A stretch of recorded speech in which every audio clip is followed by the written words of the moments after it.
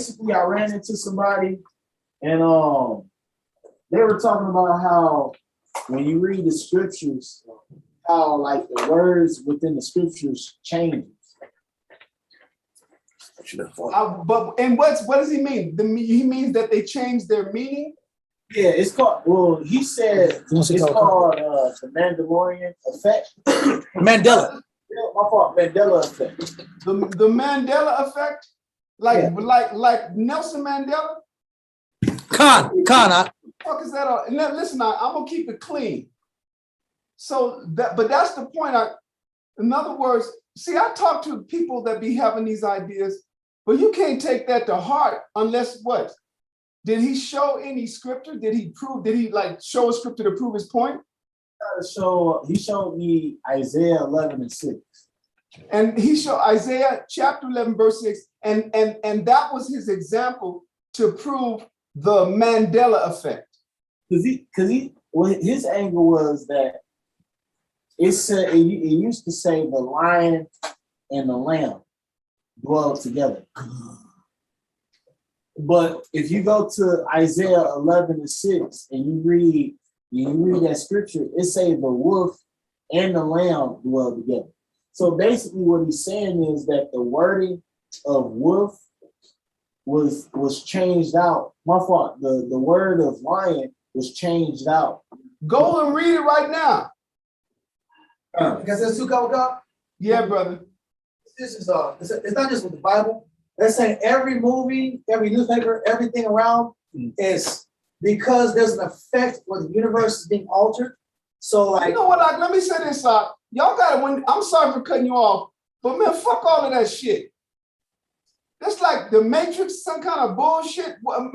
WI. So they said, in other words, they're coming up with. Listen, this is the question I have. How do you deal with talking to people that's out there and then knowing how much of it to take, I guess I could say seriously? Because let's say, go ahead, Dawiyat. He knew he was Jewish. He knew he was an Israelite. I would say this. Go ahead. This is YouTube doctrines, because YouTube. See, that's the whole fucking point. I don't be doing YouTube. That shit is a waste of fucking time. And when I say you, I'm talking about to people out there doing all that fishing out. We have what we follow. That was said. I want you to read that verse. And what does it say? Isaiah 11:6. The wolf also shall dwell with the lamb, and the leopard shall lie down with the kid. And the cat. Let me show you something. All he did was choose that scripture because there is another scripture that tells you that it's going to be the lion and the lamb. I've seen it my damn self. So I'm going to find it. It wasn't altered. This nigga don't know enough of the Bible to know that the Most High mentions many things. But it's talking about when Christ comes, there's going to be the system that the Most High had of predator and prey. That's in Ecclesiastes chapter 33. Hey, shalom, Yetizah. So listen, first, let me find the other one for you, okay, Mawala? So I can show you that this nigga will say something. He probably ran across that scripture and then ran across the second one and thought in his magical mind, the universe changed his Bible. Or however he's describing it. But what happened was the nigga, let me just chill out. The dude read a precept and thought it was the same scripture and didn't understand it, you know? So I'm yet to tonight, we're going to start we're going to break down Daniel chapter 9, but I'm answering this question first for the brother. Now, hold on. Now go, brother, read chapter 11. I'm sorry, read verse 7. Shit, what is wrong with this dude? It's the same chapter. Read verses, listen, read verses 6 and 7. Come. Isaiah chapter 11 and verse 6. The wolf also shall dwell with the lamb, and the leopard shall lie down with the kid, and the calf and the young lion and the fatling together. So what is that showing you? Normally, the wolf The lion, those are what? Those are predator animals. And the other animals mentioned, the lamb, and what else? When he says the lion shall eat straw, that's the same verse. Like the Most High is telling us in the future, the system, like we talk about the animal kingdom, the predator and prey, he's telling you he's going to do away with that. The natural state of creation, believe it or not, is in warfare. It's like that in the ocean. You got the little fish that's eating the plankton or whatever you call that shit, eating the vegetation, barnacles and all that stuff, right? Ocean vegetation. And then you have a larger fish that comes and eats him. Then you got a larger fish that eats him. Then you got the shark coming to him. Then you got the killer whale that come and eat him. That's how it is. The Most High, that's how it is on the earth. You got all the species that are called rodents. But the rodents are what? Are prey to all the birds of prey. The hawks, the owls, the eagles, the condors. I'm not talking about the ones that clean up the dead. I'm talking about the ones that actually hunt. That's the Lord's way. That's how nature is made. So the Most High is telling you the world is going to be in complete peace. So it says the lion shall eat straw. Read verse 11 again. Isaiah chapter 11 and verse 6. The wolf also shall dwell with the lamb, and the leopard shall lie down with the kid. Now, why does it say, hold on, why does it say the wolf shall lie down with the lamb? Because the wolf is always, that's where you get the term of wolf in sheep's clothing. The sheep is always a prey. So the Most High is telling you that system in the animal kingdom, because of the peace that the spirit is going to be on, that the world is going to be done away with. Read on down. First it said the wolf and the sheep. Go ahead. Shall dwell with the lamb, and the leopard shall lie down with the kid. The leopard shall lie down with the kid. That's what? That's a feline predator. The first one was a canine predator. This one is a feline predator, and the kid is a baby goat, the offspring of a goat. They're normally the prey, but he said that's not going to happen. Go ahead, read on down. And the calf, and the young lion, and the fatling together, and a little child shall lead it. Okay, now read out. Oh, you didn't find the lion is in read verse 7 again. Verse 7. And the cow and the bear shall feed. Their young ones shall lie down together. Are you in chapter 11, verse 7? 11, verse 7. Come on, Isaiah chapter 11 and verse 7. Right, is right. And the cow and the bear shall feed, and their young ones shall lie down together, and the lion shall eat straw like the ox. Now, what does that mean? That's because the lion, like all those other animals of prey previously mentioned, have a thirst for blood and live food. But they're going to end up eating what bovine creatures and what horses and asses eat, straw. That's hay, is what we call it. So that's what that's saying. Like, this ain't got shit to do with the Matrix and whatever. Why would they call it the Mandela Effect? This nigga spent 30 years in prison. What did he fucking do to change shit? But anyway, I'm just asking. In other words, there's a certain level of engagement in conversation that you have to be able to take, discern, and then dismiss.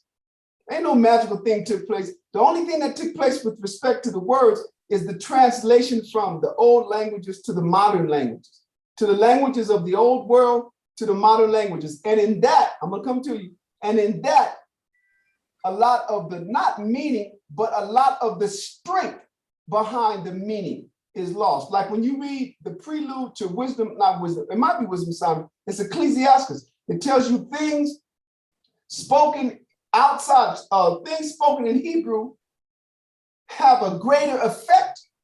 Have you ever read that? The information that come before chapter 1 in Ecclesiastes in the Apocrypha. That's the true effect that's been lost. But anyway, what other point were you going to make? No, I was gonna say I had told him about the scripture about you can't add or subtract from the scripture. But listen, fuck them. I said I don't mean to be all wrong with them, but when you see there's a certain level, people be trying to take the Bible out and make it like it's some mystical book, and it's not. It's a mystery, but it ain't mystical.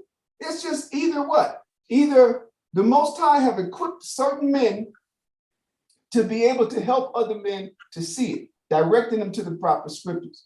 And then he have equipped, or I should say, other men, the Most High have deprived of the ability to understand it. And that's it. But these be cats that be trying to be all fucking deep. The Bible ain't about being deep. The Bible is about being clear. Yes, though, yeah. Yeah, it says like the examples are Bernstein bears, Stein, and now it's Bernstein bears. Who fucking cares? Gay used to mean happy. Now it means you suck dick. Yeah. What's his point? It's in the city, and now it's sex and the city. Theory.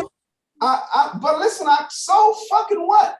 But I'm not saying this to you. I'm talking about what these guys are saying. You mean somebody changed the title of a fucking movie? Sex and the City and Sex in the City. And some big shit took place. The dictionary is full of words that have different meanings than what they originally had 30 years ago. You know this. So in other words, he's saying the Mandela effect is what? It's subtle changes in like this character, like Pokemon's a character, but now he had a black tip on his tail. Now the new character has no black tip on his tail. There's an effect. Kit Kat is a crispy wafer. Now it's crispy wafers. It's like this Fruit of the Loom. Now Fruit of the Loom had this big thing in the background. Now the symbol has nothing in the background. Okay, let me say this. But what the fuck does any of that have to do with what we do in the Bible? Huh? It's like motherfucking Tide used to have some shit, and then Tide got new improved, and they dropped some color off of their box. I'm talking about Tide, the soap, right? It was Flintstones, and now it's Flint. Listen, I don't want you to continue. This shit is making me mad. So I don't believe Israel can engage in such fucking nonsense. It's like teachers saying this stuff. No, he's a dude, a brother that my Waller ran into. The nigga ain't no teacher. Just if this is what they're saying, who fucking cares about what they used to call it sex in the city? They used to, and now it's sex in this, whatever the shit is. What does that have to do with Christ is coming soon and niggas are being forced to take a shot that's killing them? What does that have to do with what we're dealing with now? Esau in colors and boxes and shit. My Waller, help me out. What you were going to say something else. No. So we want to get this shit out the way so we can get to the purpose of why we're here. Go ahead. No, that was his excuse for saying that the Bible been changed in the sense of. You know what? But let me ask you this: what do you see? What's been your experience in learning? My experience in learning is just far as in learning the scriptures, man. Again, the breakdowns and you say the guy knew he's Judah, but is he really an Israelite? Is he a woke? Is he? He's not no Israelite. He don't. Well, then fuck him up. I don't mean it like it sounds. Maybe I do. I don't know. Shit, I don't know. Judah, but he's not in no camp because he's anti-camp. But then he's stupid. Let me say this. I gotta say it. Everybody that's anti-camp is fucking stupid. Now, why do I say that? Because the only way you can exercise what's required to get into the kingdom is against the members of the congregation. That's in the scripture. That's Matthew 25. Christ said he gonna set the nations and separate them like a sheep are separated from the goat. And he's gonna say to the sheep, "Come into the kingdom that's been prepared for you from the foundation of the earth. Because when I was hungry, you fed me. I was a stranger, you took me in. I was thirsty, you gave me drink. I was naked, you clothed me. I was in jail, you visited me. I was sick, and you came under me." And they're going to say, "Why? Or when did we do this? When did we see you hungry? When did we see you a stranger and invite you in?" Etc. He said, "When you did this to the least of these, my brethren, you did it to me." Where can that take place at if not among a congregation? They might have a problem with the word, with the four letters arranged in a way that says camp. They probably got a problem with the letters CAMP. But all it is a congregation, and the Most High referred to us as the camp of the saints. That's what he calls us in Revelation chapter 20. Go there real quick, Amayetazar. Go to Revelation chapter 20. And read verse what? Read verse 7 through 9. Okay. Revelation chapter 20, verse 7. And when the 1,000 years are expired, Satan shall be loosed out of his prison. Now, this is talking about Edomite civilization being what? Having, after 1,000 years, been confined to the geographical location known as Europe, they will be released. That release took place in 1492, where they began to go out and conquer the world again.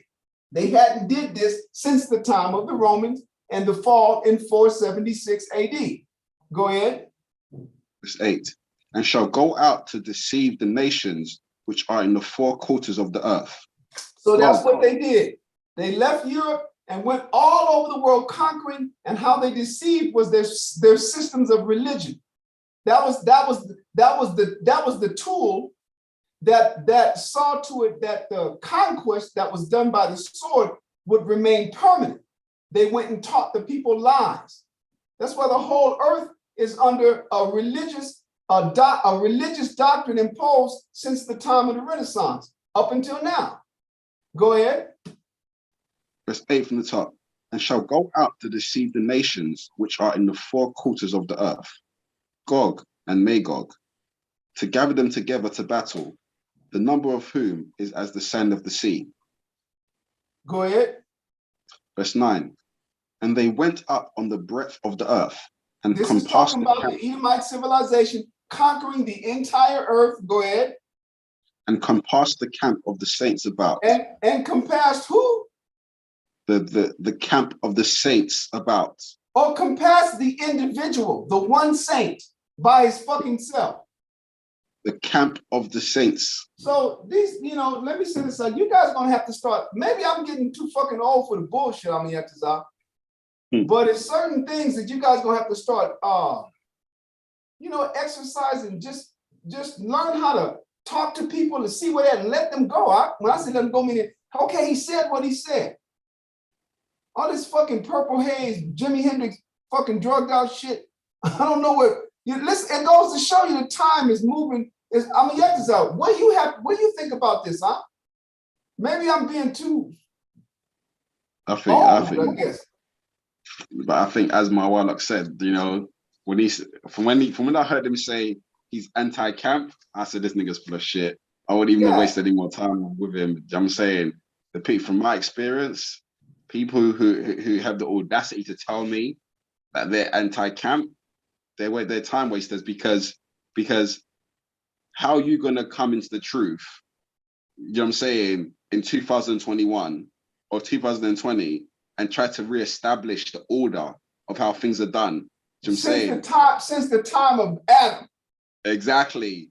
All of a sudden, to me, that's just epitome of pride and arrogance. You know what I'm saying? To question the whole order of Israel, how everyone else has been built up, how everyone else has been developed. And then you want to say that you're anti-camp. Literally, when I heard that, I'm like, all right, see you later. You know what I'm saying? You're basically you're not about it. You're not only are you not about your people, because how else are you going to fellowship? How else are you going to bond with other Israelites? As you mentioned, how is your spirit going to be developed? You know what I'm saying? Who's going to be the iron that sharpens your iron? Who you going to exercise forgiveness on? Who you going to exercise tolerance on? Yeah, you can't even sharpen this iron yet. Iron has to be produced first. These niggas be in the form of ore. Now, it's the truth, Doc. We all come into the form of mud, ore. You know what? All metals come from the earth in the form of ore. You got iron ore, gold ore, and that's when you see them people down there sifting through all the mud and shit. The ore, that has to be refined into the metal. Yeah. Then, once they're refined, then you get to what? Start exercising the processes that can be described as iron sharpening iron. But these niggas don't be iron, like they be a lump of shit on the grass. Yeah. That's what they be. Now, like I said, we talk to everybody as well. But the time is gonna come when you guys have to learn certain shit. Don't bring the class like it's a fucking waste of time. I just say it like that. That's like 15 fucking minutes, and I'm mad as a fucking. You know what I'm saying? Meaning because the stupidity is starting to get to me. I'm not gonna lie. Absolute foolishness. Certain shit shouldn't even make y'all conjecture about that shit there at the school. You know what? Listen, man, this brother said this. A word will tell you right now. He'll slam that shit. Then when we get to class, because that's not me saying don't ask questions, but there's certain things y'all got to start exercising, measure, and know this shit ain't even for class. You know what? Because all it's doing is robbing y'all of your time, especially what we're getting ready to go into now. So listen, I'm not trying to shut you down, but I do want you to have questions that's more to your edification. Find me the verse I'm gonna get this out where it talks about foolish, the fables and questions that bring about strife. The Most High said avoid that shit. Because why? Because nobody gets edified. Because if he was here, the best we could do is just go back and forth. Then I'm gonna say something that's gonna offend him. I'm gonna call him stupid because he is. Now I'm not gonna call him stupid like the word stupid. I'm gonna go to the scriptures and show him he's stupid. I'm gonna find as many places in the scriptures that the Bible refers to us as the camp of the saints. The whole time when we came out of Egypt, that whole 40-year period, guess who it was? The Most High he would pick us up, we'd have to break camp and follow the chariot. Then when the chariot would lower itself and pause, then Israel would have to make camp. We've been called to camp since we came out of Egypt. What do you want to find? Huh? I wanted you to find, it's in one of Paul's letters where it talks about avoid questions that bring about strife. You know what I mean? And but that don't edify. So the key words would be strife, edify, vain, or fool. Call it out again. 2 Timothy 2:23. Go there, 2 Timothy. Thank you, brother. 2 Timothy chapter 2, verse 23. And let me say this, see, we're supposed to be able to interface with everybody. We're out there on the work zone, Mount Water. You're supposed to be able to chop it with them cats. And you're going to hear some of the wildest stuff. But then certain things, you got, if it don't make no sense among you guys are equipped enough, huh? You brothers are taught enough. That shit ain't so deep when you got to bring to me to see what the final word is from Kyle Cobb. But I don't even want to hear shit like that. meaning that it's taking away time from what we really the understanding that the Most High has given us to bring, and even the scriptures say, go from the presence of a foolish man when thou perceivest not in him the lips of knowledge. That means once somebody start talking stupid out, you leave them. Now that's not saying you just boom, cold turkey, turn your back on them. That's talking about, listen, you can do that, but in the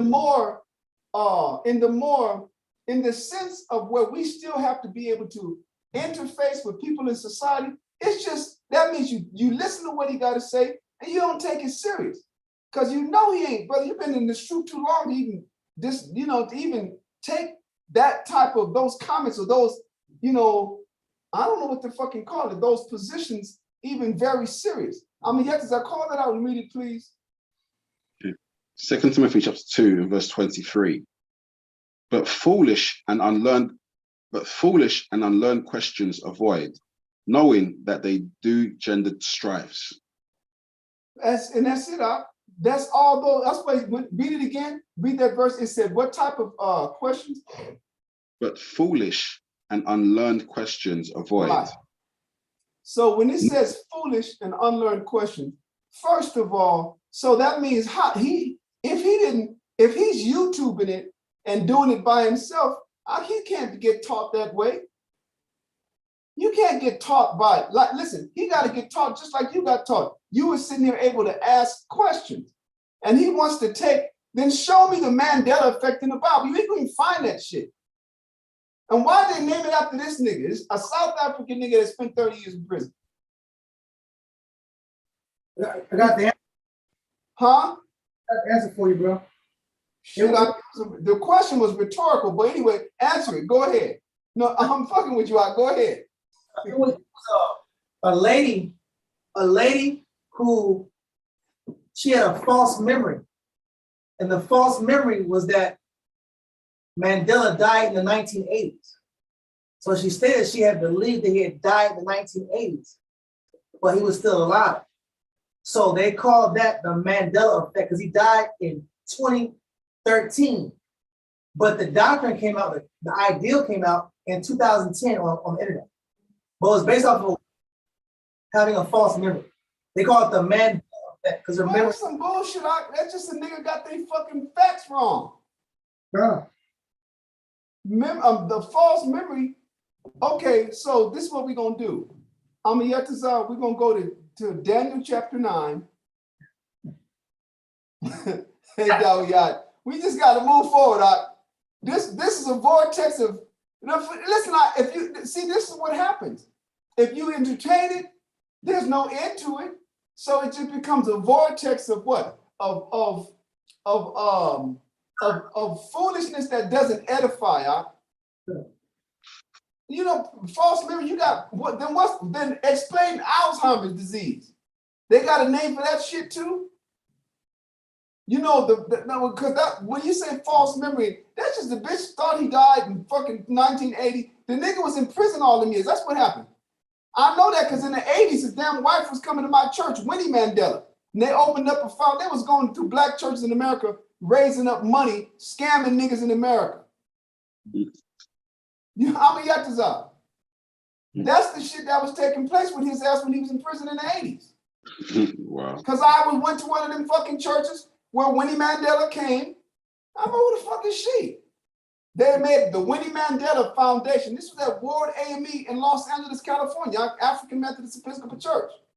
It's like 81, 82, some shit like that. But you know, people just don't, they got their facts wrong, that's all. Okay. This is what we're gonna do. We're gonna go to Daniel chapter 9, and I want you to start off at verse. This is what you're gonna do. You're gonna read the whole thing. All right, you're gonna read Daniel chapter 9, and you're gonna read verses 24 to the end. So that we can, I don't know if this was Eliashai. I can't remember specifically who. Y'all, those are nice ass shirts, man. I thought that was the brother just wore, but I see the brother. Hey, what's up, Shalom, Adam? I see that Adam got one on too. I'm like, them some cold shirts on me. You checking them out? Let me see. Adam and the brother right there. Look at their shirts. Oh yeah. Oh shit, check that out. Oh, Was that cool. Yeshaya? Who's that? Yeshaya. Okay. Nice. All right, y'all have a seat, man. Adam looks good, Yeah. That's how you do it. That's how you bring the standard back. So this is what we're gonna do. We're gonna go and break this down. The scriptures are there. Well, first let's read them. It's Daniel chapter 9 and verse 24 to 27. There's 4 verses, but there's a whole lot in there. And this is something that seems to have eluded brothers for decades, but the Most High gave it to me decades ago. So I'm a brother asked the question, and this is what we're going to go into until we're done with it. So go ahead, Amiyatazar, Daniel chapter 9 and verse 24 to 27. Daniel chapter 9 and verse 24. 70 weeks are determined upon thy people and upon thy holy city to finish the transgression and to make an end of sins and to make reconciliation for iniquity and to bring in everlasting righteousness and to seal up the vision and prophecy and to anoint the most holy. Know therefore and understand that from the going forth of the commandment to restore and to build Jerusalem unto the Messiah, the Prince, shall be 7 weeks, and 62 weeks. The street shall be built again, and the wall, even in troublous times. And after 62 weeks shall Messiah be cut off, but not for himself. And the people of the Prince that shall come shall destroy the city and the sanctuary, and the end thereof shall be with a flood. And unto the end of the war, desolations are determined. And he shall confirm the covenant with many for 1 week. And in the midst of the week, he shall cause the sacrifice and the oblation to cease. And for the overspreading of abominations, he shall make it desolate, even until the consummation. and that determined shall be poured upon the desolate. Okay, so first and foremost, y'all write this down.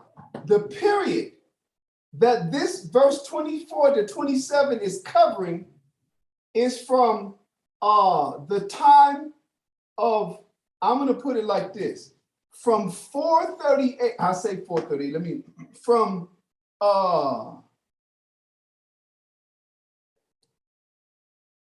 Ezra, it's going to be from 538 to 70 AD. That's the period that we're talking about. I'm gonna prove this. We're gonna go through the scriptures, okay? That's what from verses 24 to 27, it covers the events in Israel from approximately 538 to 70 AD. Now, let's qualify that. In verse 24, let's take it little by little, Amiyatazah. First of all, read the first line, the first thought in verse 24. And y'all gonna have to take notes and pay attention. And in chapter 10 and verse 24, 70 weeks are determined upon thy people and upon thy holy city, to finish the transgression and to make an end of sins, and to make reconciliation for iniquity, and to bring in everlasting righteousness, and to seal up the vision and prophecy, and to anoint the most holy. Okay, right now, the weeks are symbolic for years. So right now, I want somebody to do 70 weeks. 70 weeks. There are how many weeks in a day? Somebody do 70 times 7, right? Meaning days in a week. I said how many weeks in a day? None. Shit. How many days in a week is the question? That's like what, 490? Because 7 times 7 is 49 plus to put the 0 on the end because it's 70. That's symbolic. It's not talking about 70 times 7 would be what? That would be 490 days, would it not? Now that's just a little over a year. Now, why am I taking you there? So that you can see that the period mentioned, the 70 weeks, are symbolic. Now he told you what they're symbolic for. They're symbolic from the period. It says, okay, first let's break down verse 24. So 70 weeks is not talking about 7 or 70 periods of a week. 7 or 70 times 7. I said 7 because why? Because every week has 7 days in it. That's symbolic. We're going to break it down now. He's telling you what's going to take place. 70 weeks are determined upon thy people and upon the holy city, to finish the transgression and to make an end of sin. That's the first thought. So when it says to finish the transgression and to make an end of sins, that's talking about what? It's talking about Israel having to pay for their sins. It's talking about punishment. Now, how do we know this? Let's start making some connections with what Christ said in the New Testament. When it says to finish the transgression and to make an end of sins, that's talking about the punishment. Now, Luke chapter 21, let me show you what this is talking about. Luke, first of all, listen, this is what you do. With that, you put in Deuteronomy chapter 28, verses 15 to 68. That's what that's for. We'll go to Luke later, because that's what was prophesied. Now, there's another verse in Daniel that confirms that that's what had to happen. So in Daniel chapter 12, let me see if that's the chapter that I want.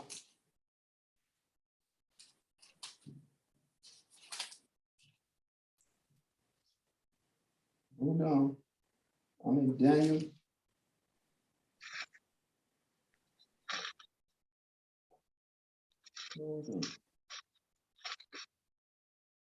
Well, actually it is, but this is different. This one is talking about the Greek. The one that we're reading in Daniel chapter 9 is speaking of the period from the Persians all the way up to when the Romans destroy us. So we'll deal with that later. So the finishing of the transgression of sins, that's the Most High punishing us. He's saying 70 weeks are upon your people, and within this period of time, Israel has to pay for their sins. That's what that verse means. To finish the transgression and to make an end of sin. Now, after that line, after that comma, it says, and to make a reconciliation for iniquity and to bring in everlasting righteousness. So let's stop right there. And to make reconciliation for iniquity. Now, the reason why we didn't go over the details of Deuteronomy 28, because you guys already got that. So verse 24, from the beginning up to where it says to finish the transgressions and to make an end of sins, it's talking about the punishment that was already prophesied. All of that was what? Was done because of our sins. When it comes on to say, and to make reconciliation for iniquity, and to bring an everlasting righteousness, and to seal up the vision and prophecy, and to anoint the most holy, all of that is talking about what Christ did within his ministry. Now we're going to prove that. We got to go to Hebrews chapter 2. Hebrews chapter 2, I'm a Yetazah, and you're going to read verses 9 through 18. I think 18 is like the last verse. So you're going to start up at verse 9. And what is this going to do? It's going to show us in the New Testament who was sent to make that reconciliation. Because that's what it's talking about. And it mentions the Messiah. So go ahead, Hebrews chapter 2 and verses 9 through 18. Start off at verse 9. Yeah. Hebrews chapter 2 and verse 9.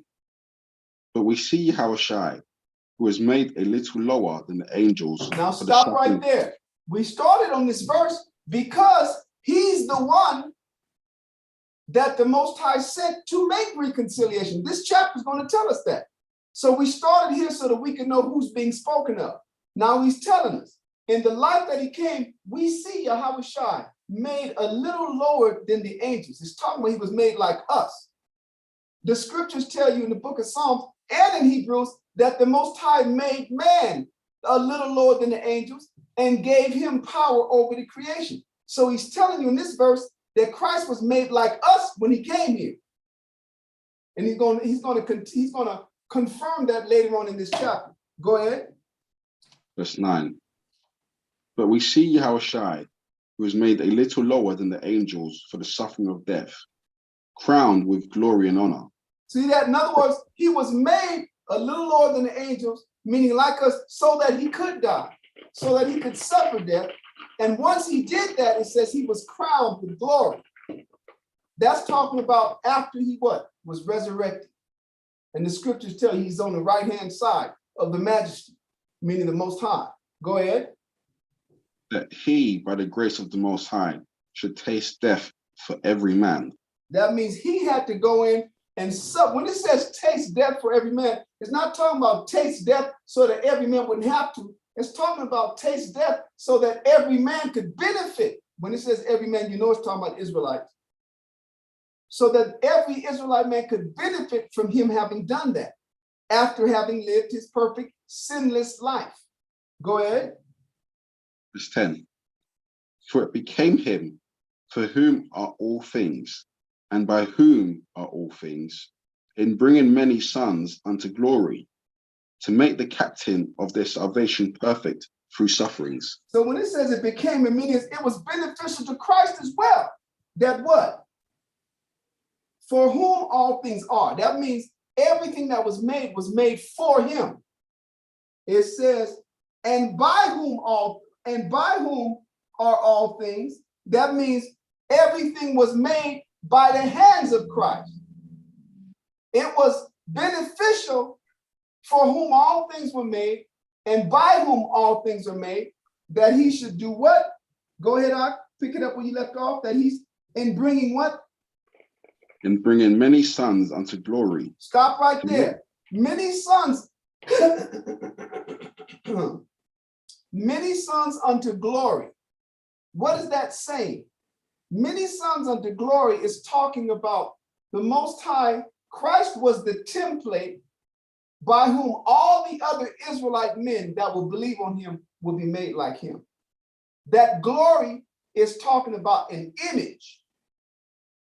Now, I'm going to prove that real quick. I'm going to y'all write it down and go there. Romans chapter 8 and start off at verse 28. You might start off at verse 27. For we know, I want you to start off at the verse that says, for we do know that all things work out for the good for them that love the Lord. I think that's the verse that starts at verse 28 or 27.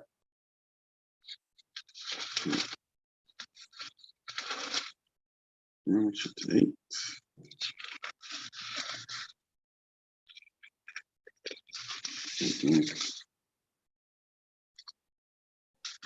Sorry. Romans chapter 8. Romans chapter 8 and verse 28.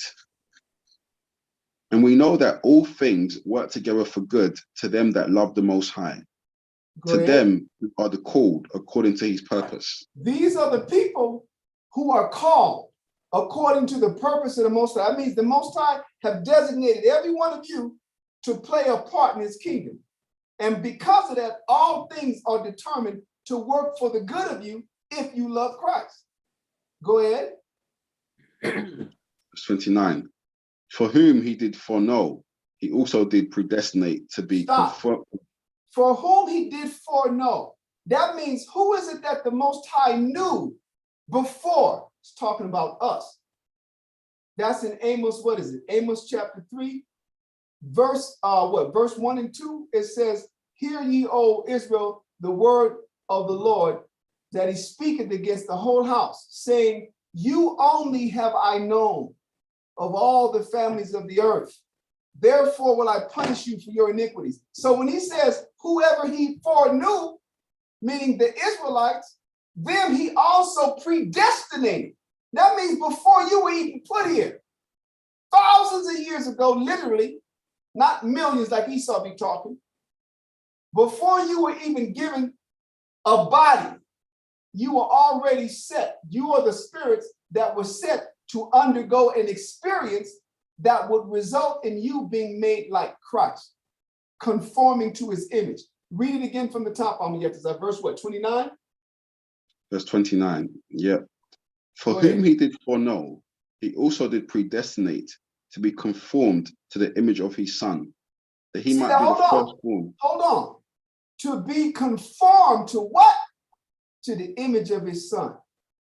That's what it means in Hebrews chapter 2, where it says in verse 10, for it became him for whom are all things and by whom are all things, in bringing many sons into glory. See that when it says many sons, it's talking about we are all the sons of the Most High, but there are more sons that the Most High have that he want to raise up to be in the image of Christ. That image is called glory. And this is why Christ would say, when the Son of Man returneth in the clouds with what with great glory, that image, like that him being in that powerful image, that is reserved for many men in Israel. Finish that verse 29. Just read that verse one more time, and then we'll go back to Hebrews. Verse 29. For whom he did foreknow, he also did predestinate to be conformed to the image of his son, that he might be the firstborn among many brethren.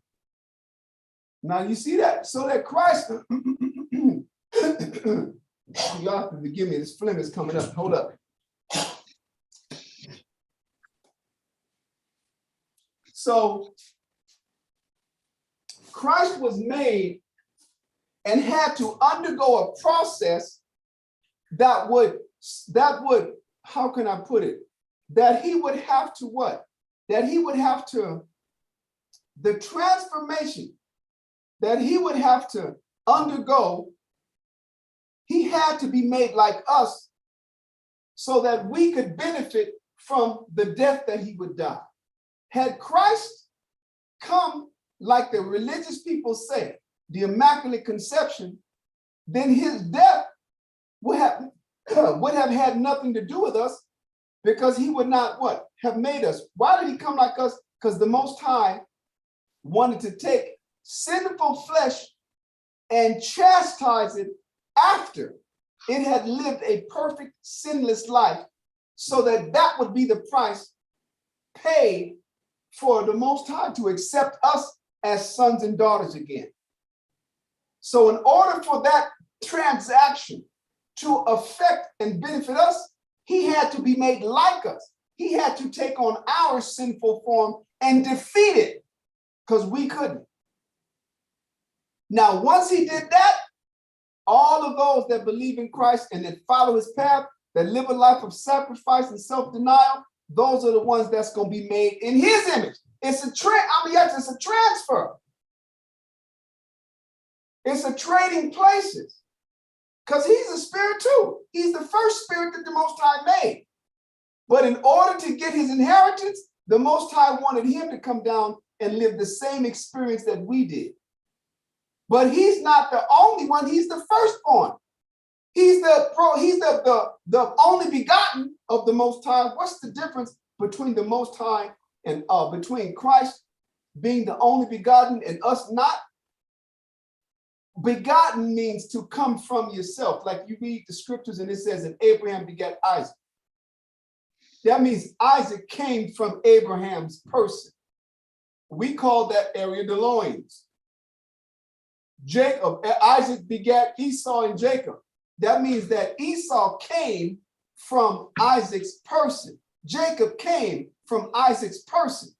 So when it says that Christ is the only begotten, people don't understand it. Well, how come he can be the only begotten, but then he says he got other sons? Because we did not come from the Most High's person. The Most High pulled Christ from himself. And the rest of us, guess who we come from? We come from Christ's earthly form. What was the first earthly form that Christ came from? Adam. Think about that, y'all. Christ was Adam. Y'all remember that in the lessons, right? No. So we were made by Yahushua in the spirit, and then we come from Yahushua in his first earthly presentation, which was Adam. Huh? We're his through and through. We're the work of his hands and the seed of the first Adam. He's referred to as the first Adam in 1 Corinthians chapter what? Chapter 15. So that's Amayetazai. Go back to Daniel chapter 9, and go back to Hebrews chapter 2 and read verse 10 again. And listen, y'all gotta start paying attention. Is something going wrong? Yes, sir, the battery on the computer. Okay, thank you, because it's too much. I don't know about you, but it's too much moving, man, for me. It's like, where did this shit be coming from? But then again, you guys got stuff that you got to do. So, huh? I'm trying to alert them about the battery. Okay, brother, thank you. Is it one of them things where you guys can have a power cable connected to it? Yes, connected, but it overheats.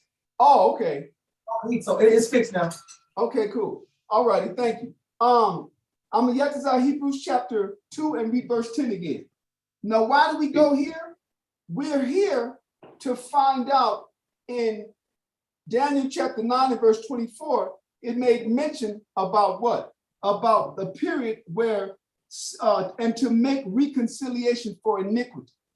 So we know that to make an end of sin, that's talking about the Most High, the determined period that he would chastise us.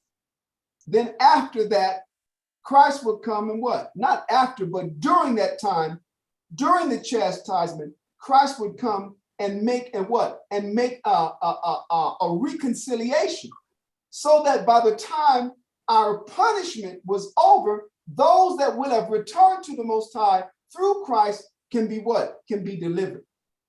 Go ahead, read on down. Verse 10, Hebrews chapter 2. Hebrews chapter 2 and verse 10. For it became him, for whom are all things, and by whom are all things, in bringing many sons unto glory, to make the captain of their salvation perfect through sufferings. So what made Christ perfect? People think that the Most High, and listen, the Most High made Christ perfect by sending him down here to suffer. That's what made him perfect, his suffering. And the scriptures tell you that he had to learn obedience in another chapter in one of the Corinthians by the same way, by suffering. So this is what, read on down, I continue, because our target verse is going to be in verse 17. So I'm gonna let you flow. Go ahead and read. Hebrews chapter 2 and verse 11. For both he that sanctified and they who are sanctified are all of one. Stop. Christ is the one who sanctified. It means to cleanse us. All right. Like it's, now listen, with that verse 11, write down St. John chapter 17 and verse 17. What does it say in St. John chapter 17 and verse 17? It says, sanctify them through thy truth. Thy word is truth. But then when you read, write it down. That's St. John 17 and 17. Sanctify them through thy truth. This is in the midst of Christ's prayer for the apostles and all of those who would follow in the doctrine that Christ left with the apostles. He's asking that they be sanctified. Sanctify them through thy truth. Thy word is truth. Then when you read chapter 15 of John in verse 3, it tells you, now ye are clean through the word which I have spoken unto you. That's John chapter 15. Why did we go there? Why did I mention those two? So that we can understand what it means in verse 11 when it says, for both he that sanctified, that's how Christ cleansed us up. He cleansed us up by first bringing us the doctrine that he left and then walking in it to demonstrate to us before 12 men selected by the Most High how to what? How to perform it. So he says, for both he that sanctified, meaning Christ, and they who are sanctified, meaning us, are all of one. And that one that we're of is the Most High in Yahushua in the process that he did it. Go ahead, Amiyatazar, read on down. For which cause he is not ashamed to call them brethren. So Christ is telling us, he's not ashamed to recognize those brothers, those followers as his brothers. That's us, huh? Go ahead. Verse 12, saying, I will declare thy name unto my brethren. Now he's speaking, Paul is paraphrasing or citing verses that's written in the book of Psalms, huh? Chapter 18, that David was reciting, but that was the Spirit of Christ speaking through David. Go ahead. Hebrews chapter 2 and verse 12, saying, I will declare thy name unto my brethren. In the midst of the church will I sing praise unto thee. Go ahead. And again, I will put my trust in him. And again, behold, I and the children which the Most High have given me. All Paul is doing is citing various places in the scriptures where what? Where we're all recognized as the Most High's sons and daughters. We're all recognized as the Most High's children. And Christ recognized us as being his brethren. Go ahead. Verse 14, for as much then as the children are partakers of flesh and blood, he also himself likewise took part of the same. So it's showing you Christ came like us. This whole immaculate conception, that's a lie. We're made of flesh and blood. Christ came. And how are we made of flesh and blood? The manufacturing plant for humans is the penis and the vagina. Simple and plain. The man deposits his seed in the womb of the woman or in the vagina. They fight in a mad race up to through them fallopian tubes to get to that ovary, to get that egg. The egg sometimes is coming down. Boom. You're a human is being made now. That sperm goes and fights its way inside that egg and is reformed. It's metamorphosis. He goes through a metamorphosis to where he looks like just a head with a tail, a tadpole. But what? They go to take on a new form in that womb. That's how Christ was made. That's how flesh and blood, humans of flesh and blood are made. And it says Christ took on the same thing. Go ahead, I'll read on down. Verse 14 from the top. Hebrews chapter 2 and verse 14. For as much then as the children are partakers of flesh and blood, he also himself likewise took part of the same, that through death he might destroy him that had the power of death. That is the devil. That's talking about the spiritual demon Satan. When he says have the power of death, what is that saying? It's not saying because life and death belong to the Most High. So why does it attribute the power of death being that of the devil? He's talking about the spiritual demon Satan that we would always fall to and sin and therefore be condemned to death. That process came of the spiritual demon Satan, where we get tempted to do something and we're not strong enough to fight off the temptation, so you go and sleep with your neighbor's wife. You go and steal something that's not yours. In the heat of passion, someone says something and you snap and you kill a man unjustifiably. All of those things came by way of Satan, not the spiritual demon, and us not being able to what? To fight off that thought, to not having the control. That, and then now that we didn't sin, guess what happened? We have to suffer the consequences of those actions, and those actions, what? Always led us to death. That's what that's talking about. Christ came to break that power that Satan had over us. Now, how did he break it? By coming made like us, defeating it. And all of those who would believe on Christ from that moment forward, Christ would come and dwell with them and empower them to do the same. To do what? To defeat sin, to not sin, to grow stronger and stronger and gain more and more control over your passions, over your impulses and over your flaws, until the virtues of Christ, what? Once your fleshly inclinations are subdued, then Christ come through.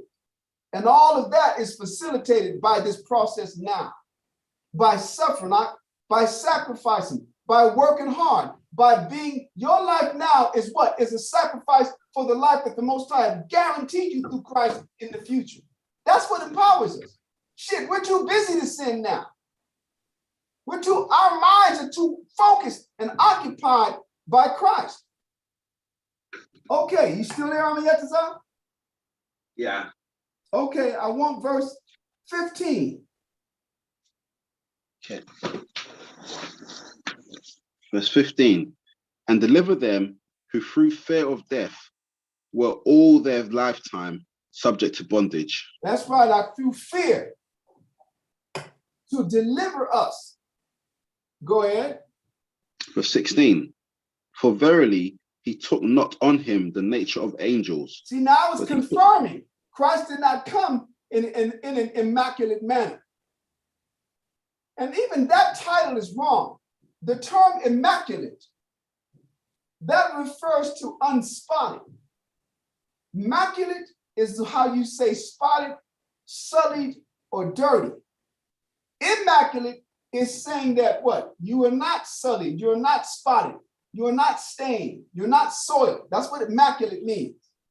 Now, why do they say the immaculate conception? Because they're suggesting, religion is suggesting that the way man impregnates woman, that's dirty, and that's not. In fact, who knows what the first commandment was? To all life, not just us, but the animals as well, to be fruitful and multiply. So what, did the animals sit down and start going 1 times 1 is 1, 1 times 2 is 2, 1 times 3 is 3? That type of multiplication, 3 times 5 is 15. What was he talking about? No, the Most High gave the first order for all living creatures to do what? To be fruitful and multiply. So how can the process that is required to be fruitful is called sex. How can that be dirty? How can that be sullied? How can that what? Leave you spotted if that's what the Most High ordained and then physically equipped you to multiply by that way. So he's telling you right here, Christ did not take on the nature of angels. Read that verse again. I'm going to get to verse 16. Hebrews 2, verse 16. For verily, he took not on him the nature of angels, but he took on him the seed of Abraham. Now, how do you take on the seed of Abraham? You have to come from the loins of Abraham to what? That's what that means. He did not take on the nature of angels. He took on, meaning he came in the form of, meaning he assumed the seed of Abraham. So how did he do that? In order to have assumed or taken on the seed of Abraham, he had to have what? He had to have been brought into this earth by way of one of Abraham's descendants. And he did.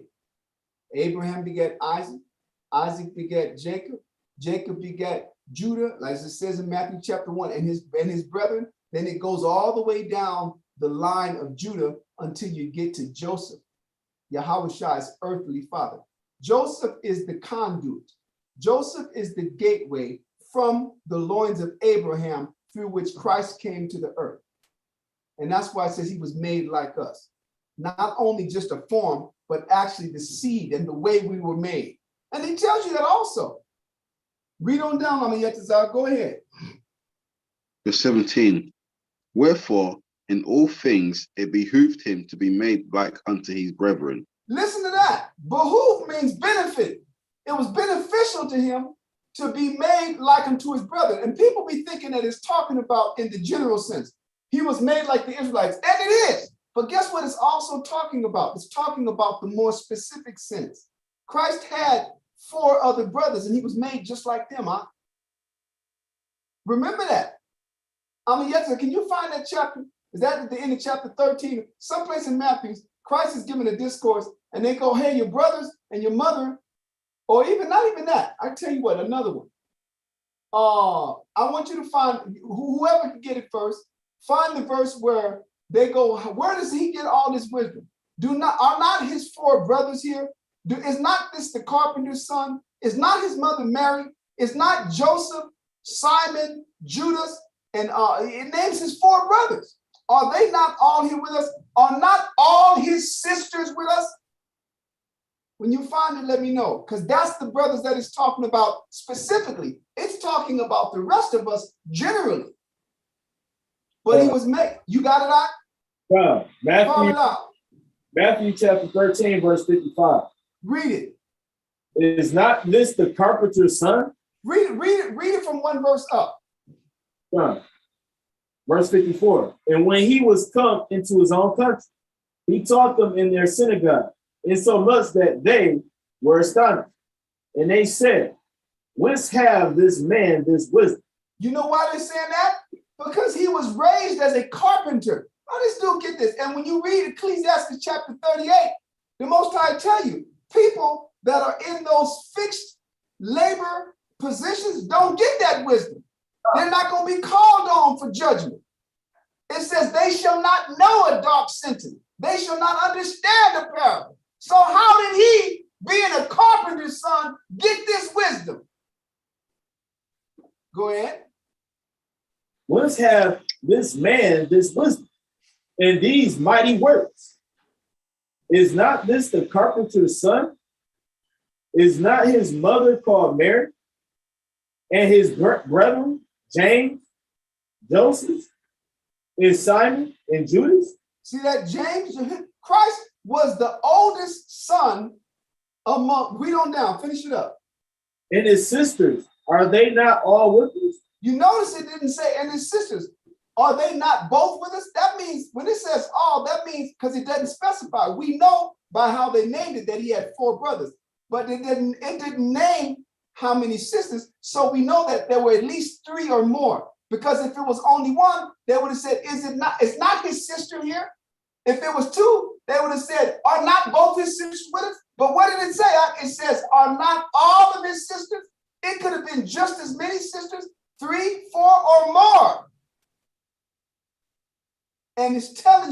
Hebrews chapter 2 and verse 17 that Christ was made like them. Now, how did Joseph and Mary make them? Were they immaculate also? Read that verse, that you got again. Verse 17, Hebrews chapter 2. Hebrews chapter 2, verse 17.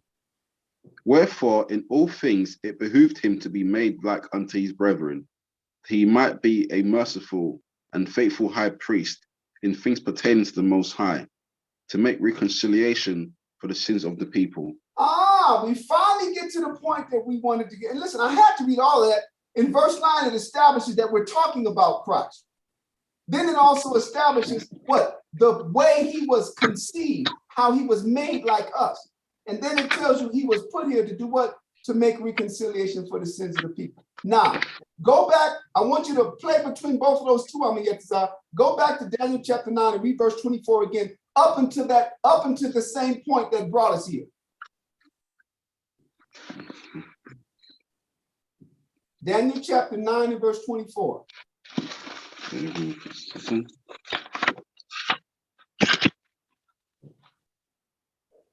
Sorry, I let it go. No, I know.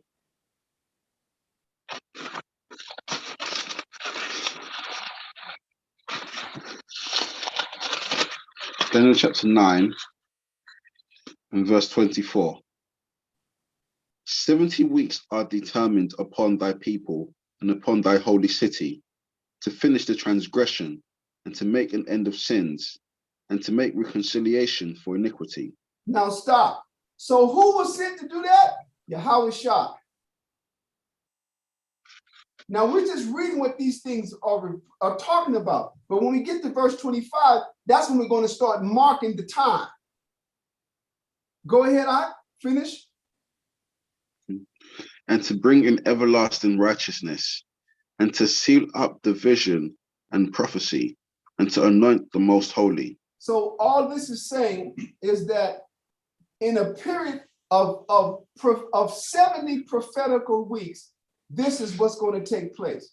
Israel will have suffered their punishment for their sins, for their iniquities. Another one would have come and done what? And made a reconciliation for the people, and then to bring in everlasting righteousness. Now that ain't happened yet. In other words, prophetically speaking, where are we in verse 27? I'm sorry, in verse 24. We are right at the point that Christ have done a reconciliation for iniquity. That's as far as we've gotten so far. Why? Because he died, but everlasting righteousness haven't been established on earth yet. That's going to happen when he comes back the second time. So we're looking at what these prophecies are talking about and where we are right now in the sequence, in the prophetical sequence of events. So in the sequence of events, this is where we are. Christ has died, howbeit 2,000 years ago, this is still where we are, because the world is still in gross darkness. Read on down, Amiyatazar, verse 25. Now he's going to come back and break it down for us. Daniel chapter 9 and verse 25. Know therefore and understand that from the going forth of the commandment to restore and to build Jerusalem unto the Messiah, the Prince, shall be 7 weeks, and 62 weeks. Stop right there. No, go ahead. The street shall be built again, and the wall, even in troublous times. So now we're going to take some time. This one's going to take us all over. It ain't going to take us all over the place, but it's going to be a lot of reading. So when it says, know therefore and understand that from the going forth of the commandment to restore and to build Jerusalem, Dawiyad, I'm going to start testing y'all now. Where is that at? Now, I'm not asking you to look in the scriptures. I mean, do you know offhand what was the circumstance behind that? Because that's happened already. That's Ezra chapter 1, huh? Huh. Now let's go there. The first half of this verse, it says, verse 25, know therefore and understand that from the going forth of the commandment to restore and to build Jerusalem, where is Daniel now? Daniel is in Babylon. let me see in chapter 9, where does he say? Because in certain, let me see. Yeah, Daniel is in Babylon, but now the Medes, the Persians and the Medes are running Babylon. Verse 1, you have to read chapter 9 and verse 1 of Daniel real quick. Thank you. Daniel chapter 9 and verse 1. In the first year of Darius, the son of Ahasuerus, of the seed of the Medes, which was made king over the realm of the Chaldeans. Go ahead, read verse 2. Verse 2. In the first year of his reign, I, Daniel, understood by looks the number of the years. By books. By books, the number of the years whereof the word of the Lord came to Jeremiah the prophet, that he would accomplish 70 years in the desolation of Jerusalem. All right. So this is, in other words, Daniel is still in Babylon, but guess what happened? Babylon has just been overthrown by the Persians and the Medes. Now, what's the first thing that happened when the Persians and the Medes took the kingdom? They took Egypt, they took everything that the Babylonians had possession of. What's the first thing that happened? You have to go to the book of Ezra and read chapter 1. Matter of fact, go to 2 Chronicles. 2 Chronicles is before Ezra, the last chapter, chapter 36. And you're going to read the last 2 or 3 verses. I'll tell you, let me get there because I want you to read specifically what I tell you. In chapter 36 and verse, I want you to start off, Ed, we just read this, read verse 20, I'm gonna get this out to the end. 2 Chronicles chapter 36 and verse 20. Them that had escaped from the sword carried he away to Babylon, where they were servants to him and his sons unto the reign of the kingdom of Persia. This is talking about when the Nebuchadnezzar came and finally leveled Jerusalem. Everybody that survived the sword, they all got exiled and taken to Babylon. Daniel was already there. Daniel had gotten taken a couple of years beforehand, him and all of the top wise people, because Nebuchadnezzar wanted to add them to his court. Go ahead. Go ahead. You're still in 2 Chronicles. Okay. What verse am I on now? Verse 21. 2 Chronicles chapter 36 and verse 21. To fulfill the word of the Lord by the mouth of Jeremiah, until the land had enjoyed her Sabbaths. For as long as she lay desolate, she kept Sabbath to fulfill 70 years. That's talking about 70 years. That's what Daniel just got through saying in chapter 9 and verse 2. Go ahead. Verse 22. Now in the first year of Cyrus, king of Persia, that the word of the Lord spoken by the mouth of Jeremiah might be accomplished, the Lord stirred up the spirit of Cyrus, king of Persia, that he made a proclamation throughout all his kingdom, and put it also in writing, saying, Thus saith Cyrus, king of Persia, all the kingdoms of the earth have the Lord power of heaven given me, and he hath charged me to build him an house in Jerusalem, which is in Judah. He is there among you of all, who is there among you of all his people? The Lord, his power, be with him, and let him go up. Now, guess what that was, huh? That's Daniel chapter 9 and verse 25, that very first thought. It says, know therefore and understand that from the going forth of the commandment to restore and build up Jerusalem, that's where the 70 weeks start. That's what he just said. Now I'm gonna use the restroom real quick. I'm gonna get this out. We're gonna come back and we're gonna read before we even do that, get Isaiah chapter 44 and 45 ready. We're gonna read where the Most High prophesied that he was gonna use Cyrus to do it. And then I'll be right back. Just gotta use the restroom.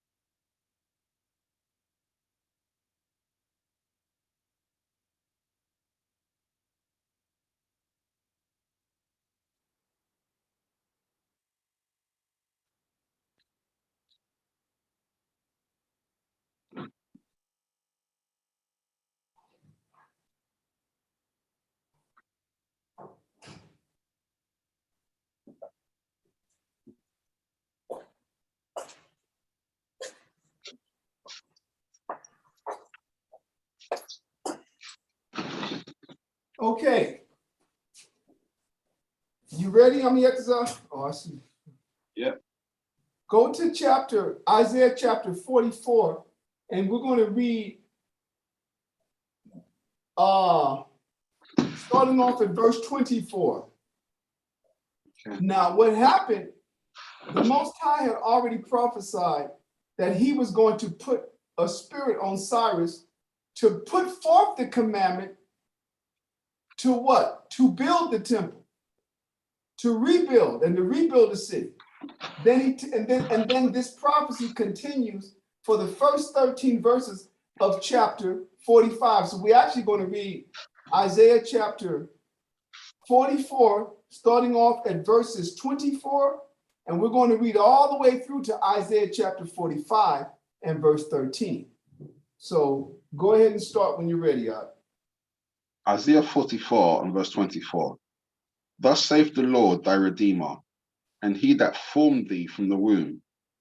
I am the Lord that maketh all things, that stretcheth forth the heavens alone, that spreadeth abroad the earth by himself, that frustrateth the tokens of the liars, and maketh the diviners mad, that turneth wise men backward, and maketh their knowledge foolish, Right. Go ahead. that confirmeth the word of his servant, and performeth the counsel of his messengers, that saith to Jerusalem, thou shalt be inhabited. Now listen, this is him prophesying now. I'm the one who says to the Jerusalem, you're going to be inhabited again. You know why? Because at this point, Jerusalem is what? Is the inhabitants of Jerusalem have been exiled to Babylon. Go ahead. And to the cities of Judah ye shall be built, and I will raise up the decayed places thereof. That saith to the deep, be dry, and I will dry up thy rivers. That saith of Cyrus, he is my shepherd, and shall perform all my pleasure. This is called, the Most High is calling Cyrus, the king of Persia, his shepherd, that's going to perform his will. Go ahead. Even saying to Jerusalem, thou shalt be built, and to the temple, thy foundation shall be laid. Now stop, before we move on. Go back, Amiyatazar, and go to Ezra and read chapter 1 and start off at verse 1.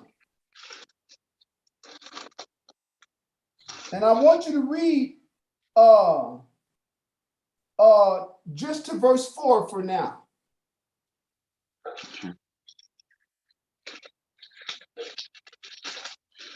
Ezra chapter 1 and verse 1. Now in the first year of Cyrus, king of Persia, that the word of the Lord by the mouth of Jeremiah might be fulfilled, the Lord stirred up the spirit of Cyrus, king of Persia, that he made a proclamation throughout all his kingdom, and put it also in writing, saying, thus saith Cyrus, king of Persia, the Lord power of heaven have given me all the kingdoms of the earth, and he have charged me to build him an house at Jerusalem, which Now is in hold Judah. on. What did we just read in Isaiah chapter 44 and the last verse 28? That saith unto Cyrus, or that saith of Cyrus, he is my shepherd, and shall perform all my pleasure, even saying to Jerusalem, thou shalt be built, and to the temple thy foundation shall be laid. The Most High was saying that what? He was going to do that through Cyrus. Now Cyrus is coming when he first take power, his first year. That's the first thing he do. So this is where the 70 weeks begin. It says from the going forth of the commandment to rebuild Jerusalem. This is it. Continue on, Yetazar. Verse 3. Who is there among you of all his people? His power be with him, and let him go up to Jerusalem, which is in Judah, and build the house of the Lord power of Israel. He is the Most High, which is in Jerusalem. Final verse, verse 4. Verse 4. And whosoever remaineth in any place where he sojourneth, let the men of his place help him with silver. That means whoever of the Israelites that were going to stay and not go back home to participate in the rebuilding, they had to help the brothers and families who were leaving with gold and silver. Go ahead. Or with silver and gold. Go ahead. And with gold, and with goods, and with beasts, beside the freewill offering for the house of the Most High that is in Jerusalem. All right. So we see that. Now, Amayetazar, go back to Isaiah chapter 45. We're going to start off at verse 1.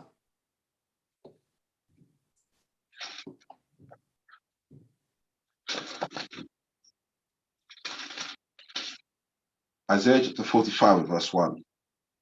Thus saith the Lord to his anointed, to Cyprus, whose right hand I have holden, to subdue nations before him. The Most High said, I took Cyrus by the right hand, and I'm the one that helped him to subdue all the nations. Go ahead. And I will loose the loins of kings, to open before him the two-leaved gates, and the gates shall not be shut. Go ahead. Just Verse go 2. on and read. Listen, go and read straight to verse 13. I'll stop you if I want to say something, okay? Okay. Verse 2. I will go before thee and make the crooked places straight. I will break in pieces the gates of brass and cut in sunder the bars of iron. And I will give thee the treasures of darkness and hidden riches of secret places, that thou mayest know that I, the Lord, which called thee by thy name, am the power of Israel. Go ahead. For Jacob my servant's sake, and Israel mine elect, I have even called thee by thy name. Now hold on. This is the Most High talking to Cyrus concerning Israel. He's not talking about Israel. He's saying, I'm the power of Jacob. I called you, you're my servant. I called you by name. I'm using you now. I'm the one that held your right hand so that you could conquer all the nations. Go ahead. I have surnamed thee, though thou hast not known me. Go I am ahead. the Lord, and there is none else. There is no Now, power. in verse 4, he's telling us that that's talking about us. When he says, I have surnamed thee, our surname is Israel. Our original name is Jacob, and the Most High had an angel come and give us a different name. Go ahead. Verse 5. I am the Lord, and there is none else. There is no power beside me. I girded thee, though thou hast not known me, that they may know from the rising of the sun and from the west that there is none beside me. I am the Lord, and there is none else. Go ahead. Verse 7. I form the light and create darkness. I make peace and create evil. I, the Lord, do all these things. Continue. Verse 8. Drop down, ye heavens, from above, and let the skies pour down righteousness. Let the earth open, and let them bring forth salvation, and let righteousness spring up together. I, the Lord, have created it. This is just the Most High prophesying about the righteousness to come. Go ahead. Verse 9. Woe unto him that striveth with his maker. This is talking about Israel. We're the ones that have been striving with our maker. Go ahead. Verse 9 from the top. Woe unto him that striveth with his maker. Let the potsherd strive with the pot. Sorry. Let the potsherd strive with the potsherds of the earth. Shall the clay say to him that fashioneth it, what makest thou? Or thy work, he have no hands. In other words, we are the people, we are the work of the Most High's hand, and we can't complain or question about how he made us or why he made us or what he causes us to pass through. Go ahead. Verse 10. Woe unto him that saith unto his father, what begettest thou? Or to the woman, what hast thou brought forth? Right. In other words, it's talking about with respect to the Most High and us as his creation. Go ahead. Verse 11. Thus saith the Lord, the Holy One of Israel, and his maker. Ask me of things to come concerning my sons, and concerning the work of my hands, command you Yeah, me. if you want to know anything about me, ask me. That means we're supposed to what? We're supposed to seek to the word of the Most High. going to other books and all these things, trying to find out about the work of the work of the hands of the Most High. He said, ask me. And concerning my sons, what I have in store for my sons, command me, meaning ask me. Go ahead. Verse 12. I have made the earth and created man upon it. I, even my hands, have stretched out the heavens, and all their hosts have I commanded. Go ahead. Verse 13. I have raised him up in righteousness, and I will direct all his ways. Now, guess what? Hold on. Verse 13 is taking us back to verse 1 and 2 about Cyrus. I have raised him up in righteousness. Go ahead. Verse 12. So verse 13. I have raised him up in righteousness, and I will direct all his ways. He shall build my city, and he shall let go my captives. So now we just read that in Ezra chapter 1, verses 1 through 4. All of you who are ready to go ahead and may the power be with you. And all of you who are going to stay, you got to help your brothers with gold, silver, and beasts, and free will offerings. Continue on. Verse 13. I have raised him up in righteousness, and I will direct all his ways. He shall build my city, and he shall let go my captives, not for price nor reward, saith the Lord of hosts. So now, when it says not for price, that means what? Israel wasn't going to have to pay. Nobody was going to have to ransom to let us go. Now we're going to go back and read the rest of chapter 1 of Ezra. So that means we stopped off at verse 4. So I want you to pick it back up on the Yetazah to pick it back up at verse 5 and read to the end. And you're going to find out how was that financed? He financed it by giving us all the stuff that Nebuchadnezzar had sacked and taken to his temple. Cyrus released that and put it in the hand of our treasurers. Go ahead, read on down. Ezra chapter 1, verse 5. Okay. Ezra chapter 1 and verse 5. Then rose up the chief of the fathers of Judah and Benjamin, and the priests and the Levites, with all them whose spirit the Most High had raised, to go up to build the house of the Lord which is in Jerusalem. Verse 6. And all they that were about them strengthened their hands with vessels of silver, with gold, with goods, and with beasts, and with precious things. Beside and all they that were about them is talking about all of the Israelites who decided not to go. And you can see why they didn't go. Shit, they had stuff to give, huh? They was making a living now. They in Babylon. And all the other rooms where they decided to stay, they had gold and silver to give. This is the one captivity where we are booty ass broke. Hell, we even had like 7,000 servants among ourselves, huh?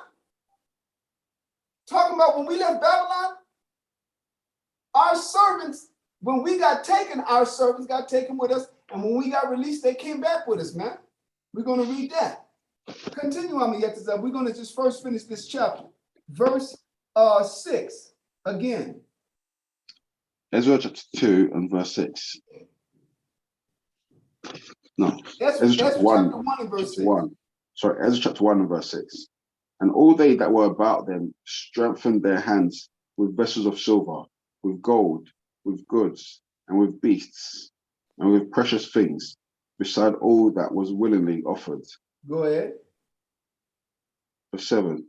Also Cyrus the king brought forth the vessels of the house of the Lord, which Nebuchadnezzar had brought forth out of Jerusalem, and had put them in the house of his gods. Verse 8. Even those did Cyrus king of Persia bring forth by the hand of Mithredath, the treasurer, and numbered them unto Sheshbazzar, the prince of Judah. And this is the number of them: 30 charges of gold, 1,000 charges of silver, 29 knives, 30 bases of gold, silver basins of a second sort, 410, and other vessels 1,000.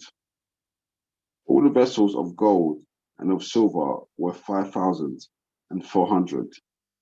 All these did Sheshbazzar bring up with them of the captivity that were brought up from Babylon unto Jerusalem. Now, go back to Daniel chapter 9 again and read verse 25, that first half of verse 25 again.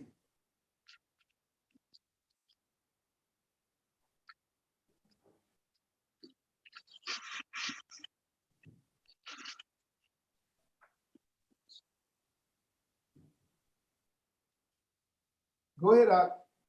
Sorry, I'm just trying to get. Okay.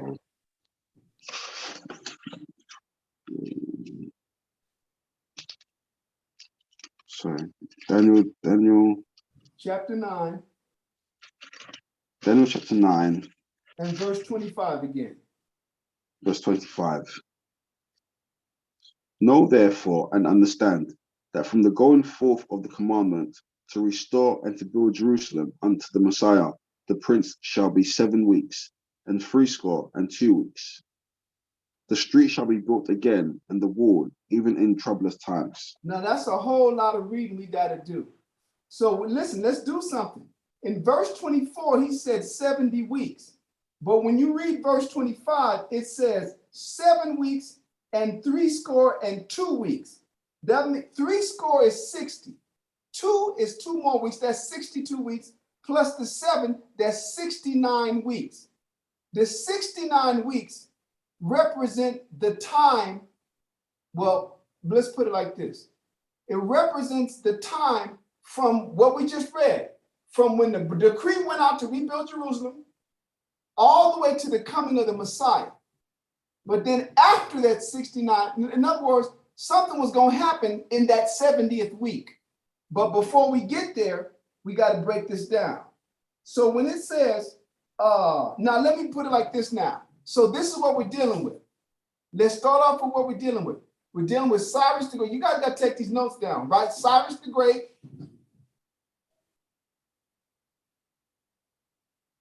And after Cyrus the Great, you have Darius.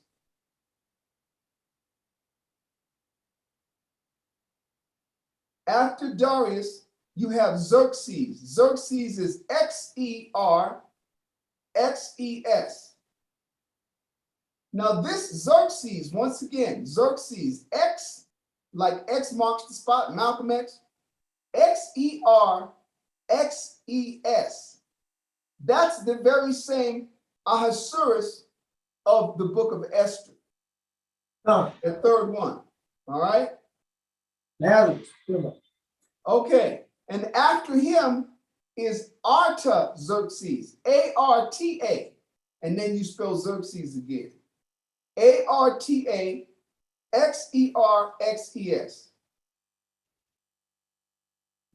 Now, all of that is from the period of 538,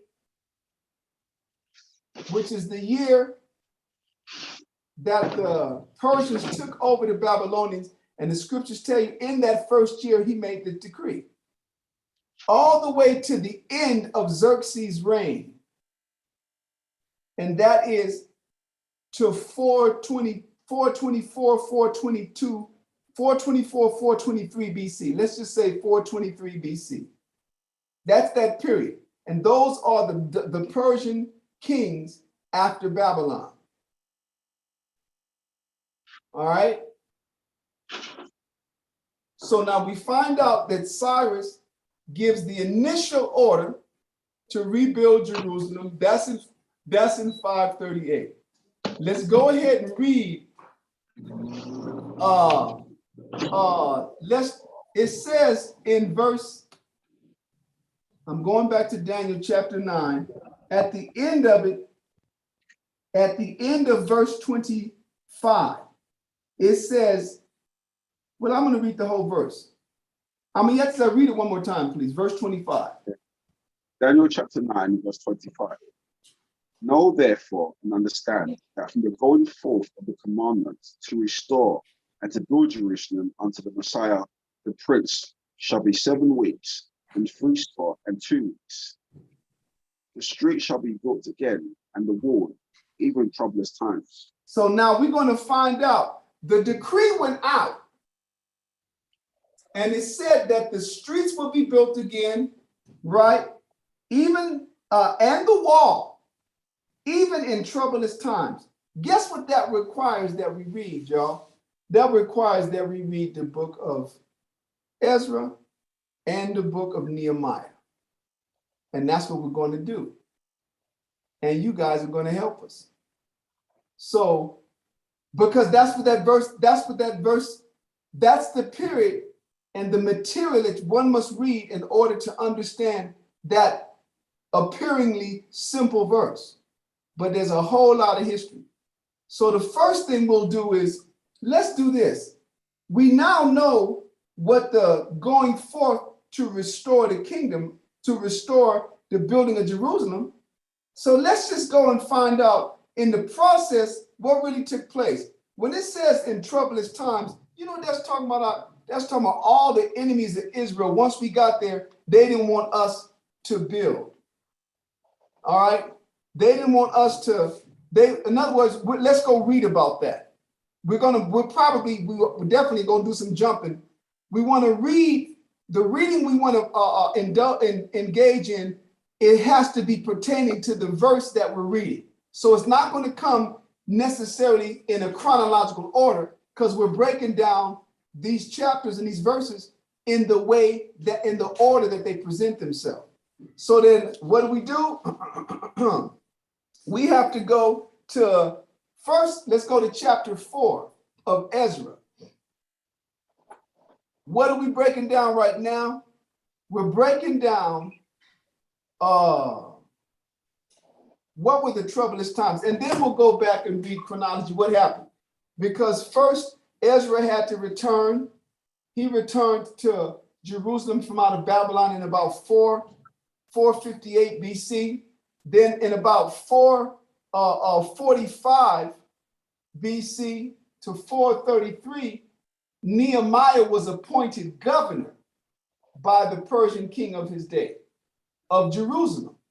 So that's a whole lot of reading, but we want to specify the things that are mentioned in the verse. So what was specified? The commandment to rebuild. We read that already.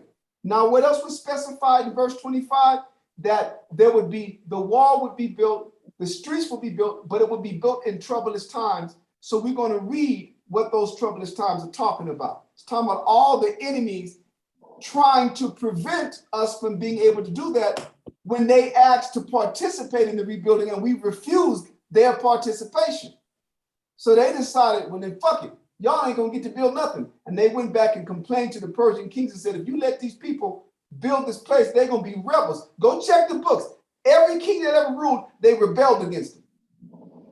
And so that's what we got to read about. So go to chapter 4, I'm gonna get this out. Ezra chapter 4, and let's see how many verses we got there. We got 24 verses. So you take the first 12 and Dawiyat would take the second 12. Go ahead. Ezra chapter 4, verse 1. Now, when the adversaries of Judah and Benjamin heard that the children of the captivity builded a temple to the Lord power of Israel, then they came to Zerubbabel and to the chief of the fathers, and said unto them, let us build with you, for we seek your power, as ye do. And we do sacrifice unto him since the days of Esarhaddon, king of Assar, which brought us up hither. So now guess what happened? These are strangers. These are foreigners. When he says we do sacrifice, you would have to go back and read 2 Kings. You would actually have to read before let me put it like this. You'd have to read 2 Kings chapter 17, all of it. And you'll find out that the people that were sacrificing to the Most High, they weren't sacrificing to the Most High. They had been taught by the Israelites that were taken away. 2 kings, priests had to get sent back because the lions, the Most High said, let me put it like this. First of all, Esarhaddon, king of Assur, is talking about the king of Assyria that the Most High used to take us away. All right.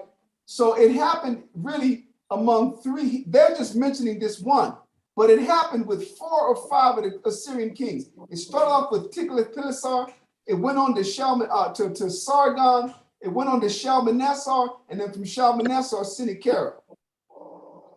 Those were the 4 kings of Assyria that participated in the taking away of those 9 tribes. And then what did the king of Assyria do? He put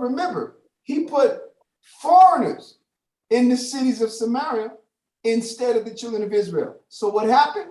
The Most High sent lions and started killing them. They complained to the king of Assyria, and it says the lions are killing them because the people do not know of the God of that land. What was the king of Assyria's plan? Well, then let's take some priests from where we took them, the place where we exiled Israel to. We got to go back there, get some priests, and send them back to teach those people how to honor the God of that land. But guess what happened? The priests who he sent back were not priests of Israel. They were priests that Ephraim, that what's his name? That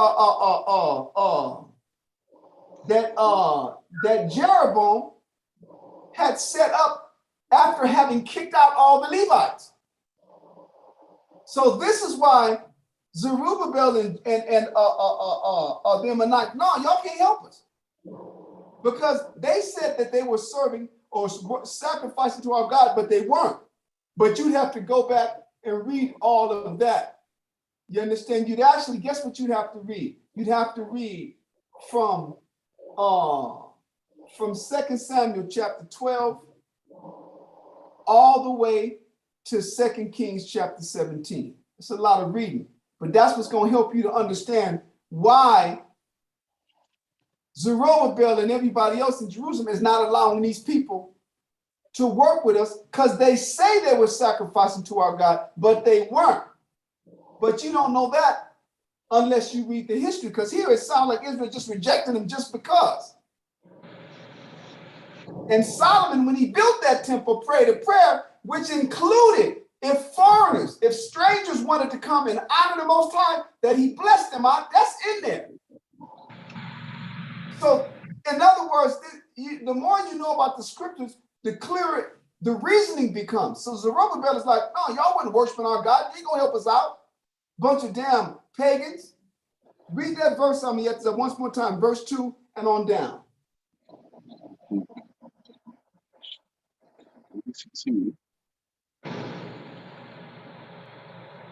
You're in Ezra chapter 4 and verse 2. Ezra chapter 4, verse 2. Thank you. Then they came to Zerubbabel and to the chief of the fathers and said unto them, let us build with you, for we seek your power as ye do. And we do sacrifice unto him since the days of Esarhaddon, king of Assar, which brought us up hither. So that's talking about the king that brought all of those people from Babylon and Assyria and put them in the cities of Samaria. And now that Israel is gone, they started occupying and spreading throughout all the other regions. And that's why they're here in Jerusalem talking about, let us build with you. Go ahead. Verse 3.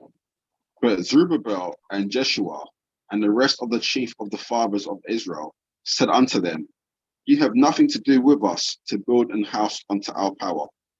But we ourselves together will build unto the Lord power of Israel, as King Cyrus, the king of Persia, hath commanded us. Go ahead.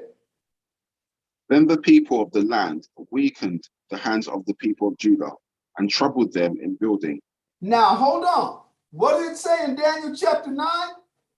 Daniel chapter 9, I'm going to read it on the exercise. In verse 25, it says, know therefore and understand that from the going forth of the commandment to restore and to build Jerusalem unto the Messiah, the prince shall be 7 weeks and 62 weeks. That's 69 altogether. The streets shall be built again, and the wall, even in troublous times. So this is where it said what? It says, then the people of the land weakened the hands of the people of Judah and troubled them in building. That's the trouble.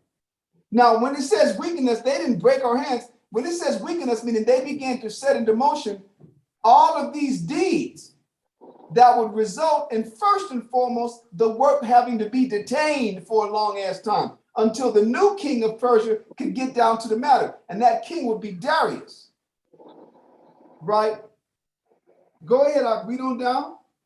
That was verse 4. You're back in chapter 2 of Ezra and verse 5. Ezra chapter 2 and verse 5. The children of Arah, 717 tribes. Ezra, I'm sorry, chapter 4. You got, I mean, how do you keep getting lost? Ezra chapter 4. I know I said 2, but where were you at first? Were you in 4? Yeah. I want you to stay with me. You know my mind be tripping and shit. Sorry, I'm tired. I figured that. You finally starting to feel that damn plane ride, huh? It's finally starting to kick in. Niggas swam across the Atlantic. Niggas swam to the Bahamas and shit. Ezra chapter 4 and verse 2. Then they came to Zerubbabel and to the chief of the fathers and said unto them, let us build with you, for we seek your power as ye do, and we do sacrifice unto him since the days of Esarhaddon, king of Assar, which brought us up hither. Verse 3. But Zerubbabel and Jeshua and the rest of the chief of the fathers of Israel said unto them, ye have nothing to do with us to build an house unto our power, but we ourselves together will build unto the Lord power of Israel, as King Cyrus, the king of Persia, hath commanded us. Go ahead. Verse 4. Then the people of the land weakened the hand of the people of Judah and troubled them in building, and hired counselors against them to frustrate their purpose all the days of Cyrus, king of Persia, even unto the reign of Darius, king of Persia. So that means, now hold on. So that's why I gave you that list, right? In that verse 25, these are the kings that ruled during the time when this was being done. You got Cyrus the Great, who ruled from 559 to 530. You can put these years now under those names. 559 to 530. Then you have Darius that came and ruled between 522. There was some mix up and shit, battles over the king, over the throne. That's like history that later on we'll probably get into. It's not pertinent right now. But Darius, he had a concrete rule from 522 to 486. Then from 486 to 465 is Xerxes, the one that they made that movie 300 about, lying about him and shit. All them damn piercings, nipple piercings and stuff. And you know, had him like a freak. So what time period was that at? Say that again. What time period was Xerxes? Time period? Say that again. What time period? What was the year? Yeah, what was the year? Okay, from 486 to 465. Done. And then Artaxerxes, the last one, was from like 465 to about 423. So now Cyrus is gone and Darius the Persian.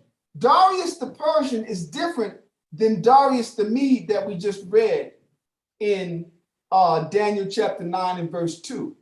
Daniel chapter 9 and verse 1. It said Darius there was of the seed of the Medes. And they had like similar names. So this Darius is a Persian, and the Persians were the superior, the Medes were the vassals, so they was appointing the Medes over certain of their cities. Now they called their region satraps, S-A-T-R-A-P, or satrapy, right? S-A-T-R-A-P-Y. And the person that was over that satrapy was the satrap. You know, the Romans would come and have a different thing. The Greeks would come and have a different system, tetrarchs and all that type of stuff. So this is who Darius is in here. This Darius of this chapter is not Darius of Daniel chapter 9. Okay, I'm gonna get this up. What verse are you on? That was. Go ahead.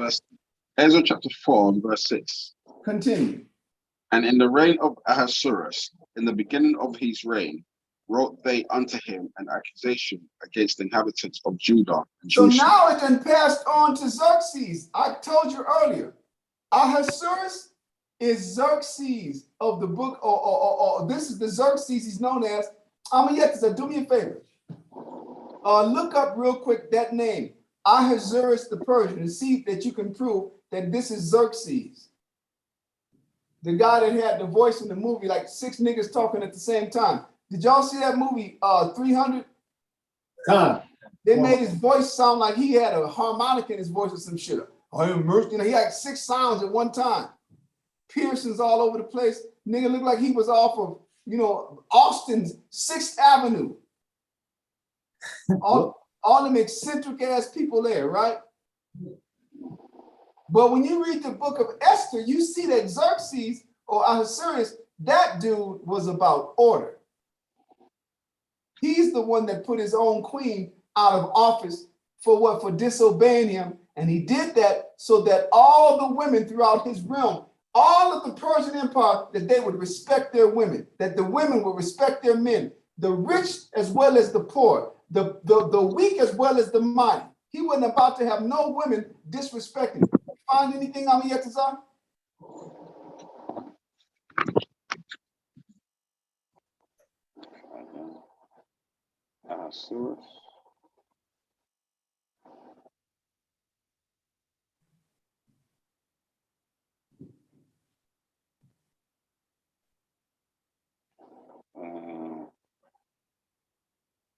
Hey, did the war take off, y'all? Huh. Okay, cool. I will talk to him tomorrow as well, or actually Sunday. Yeah, if you can't find anything now, don't sweat it out.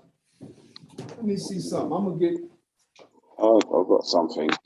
Okay.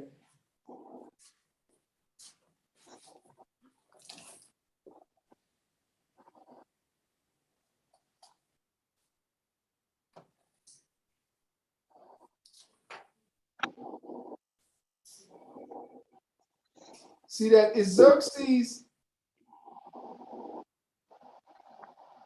Hold on. Make that bigger, please. I'm sorry. Cool. Ahasuerus, a royal Persian name occurring throughout the Old Testament, immediately preceding Artaxerxes, number 1, or Artaxerxes 1, in the line of Persian kings. Ahasuerus is evidently to be identified with Xerxes. See that? So there you go. All right. So that's Xerxes. All right.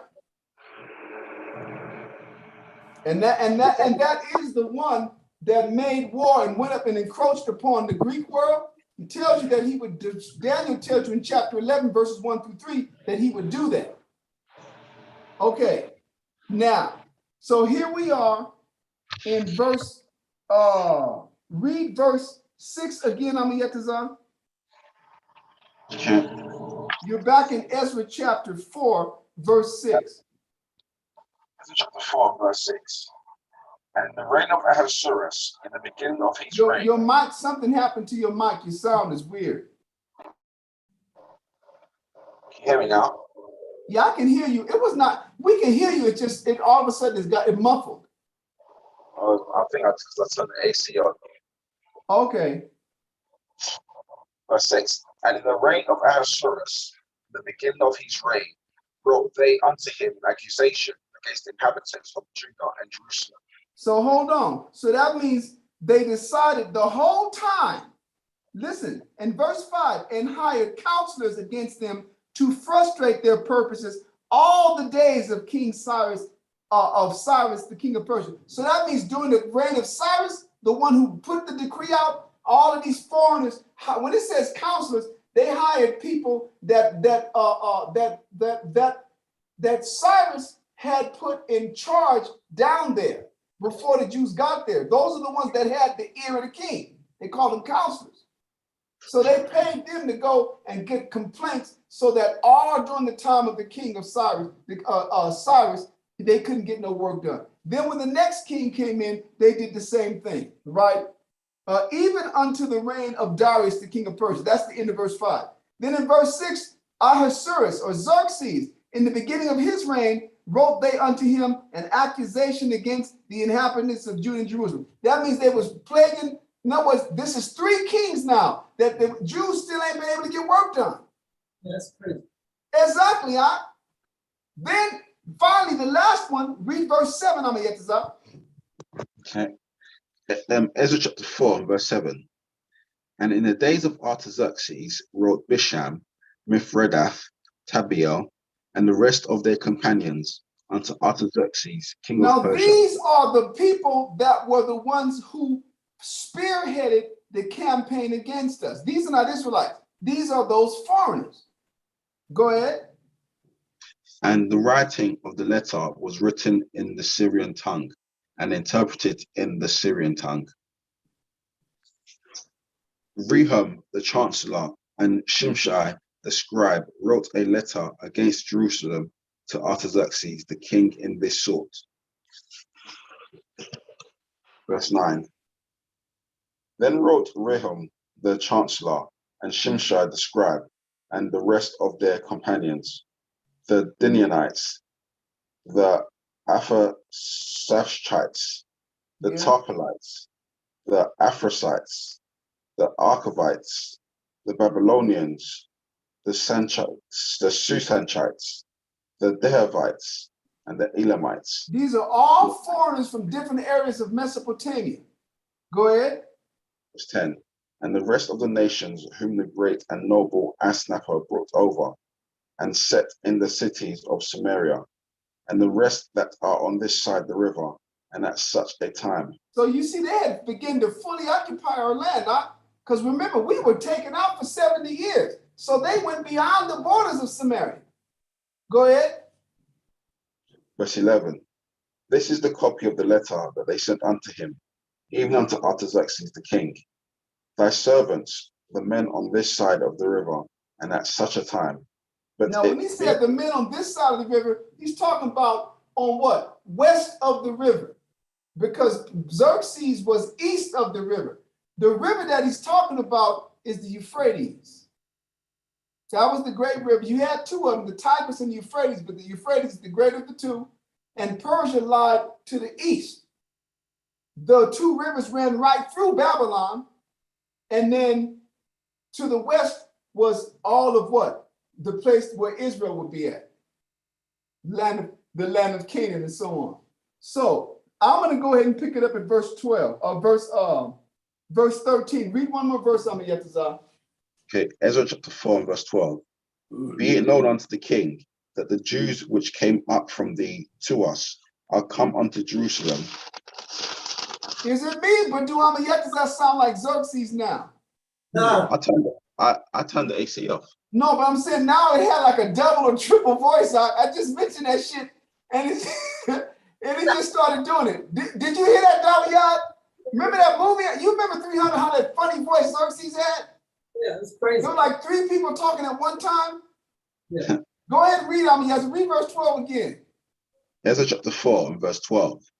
Be it known unto the king that the Jews which came up from thee to us are come unto Jerusalem, building the rebellious and the bad city, and have set up the walls thereof, and joined the foundations. So you see, this is the troublous times. I'm going to read on down. Verse 13.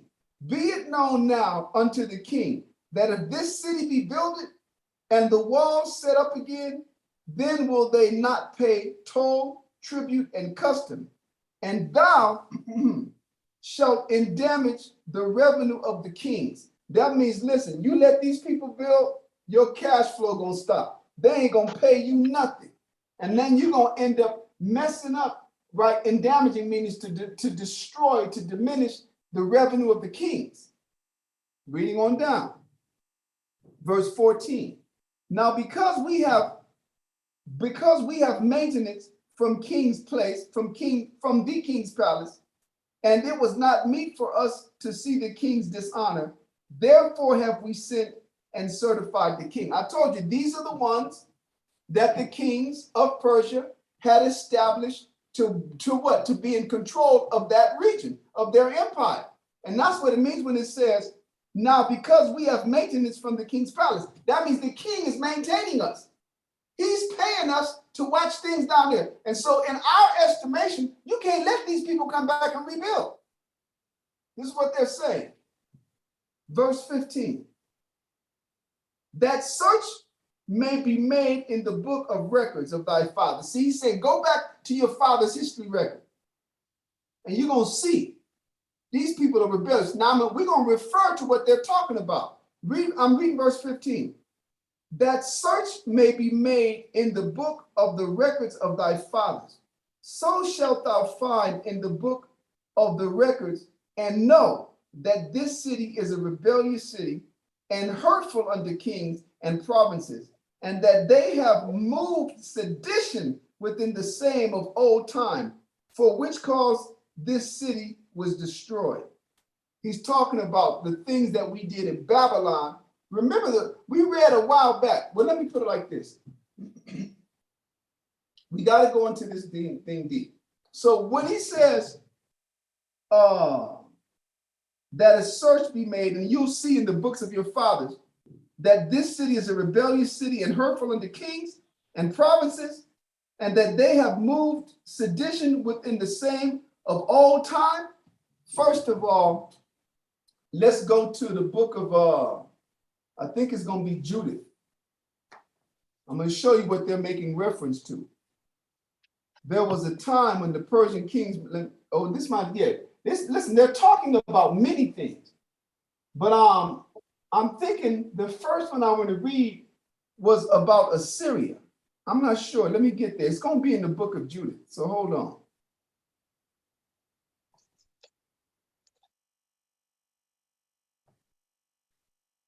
Looking for more. And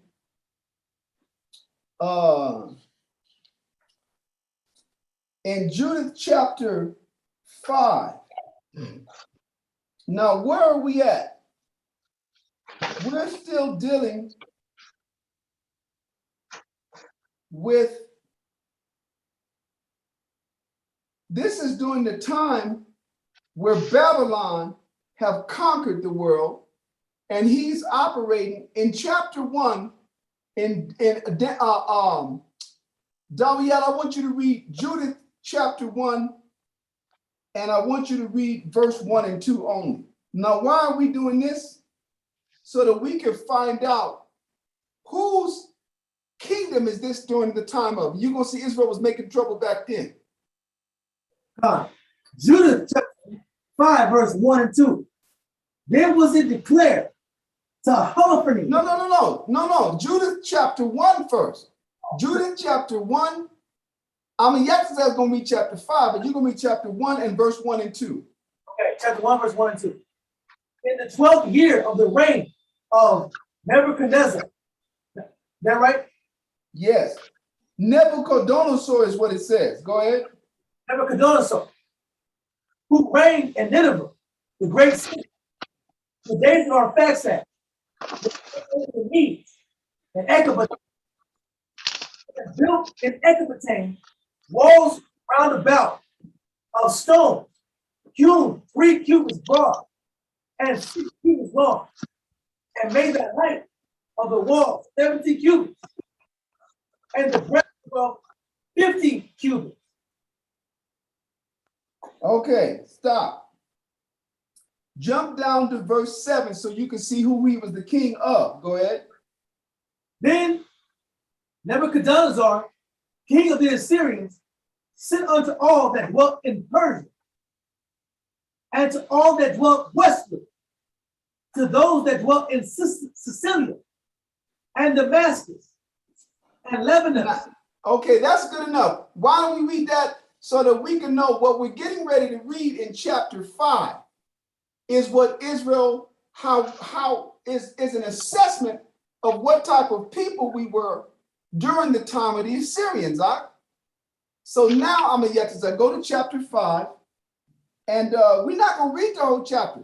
We just want to read what was taking place. What was Israel doing during this time? So start off at verse 1, and I'll let you know how farther down to go.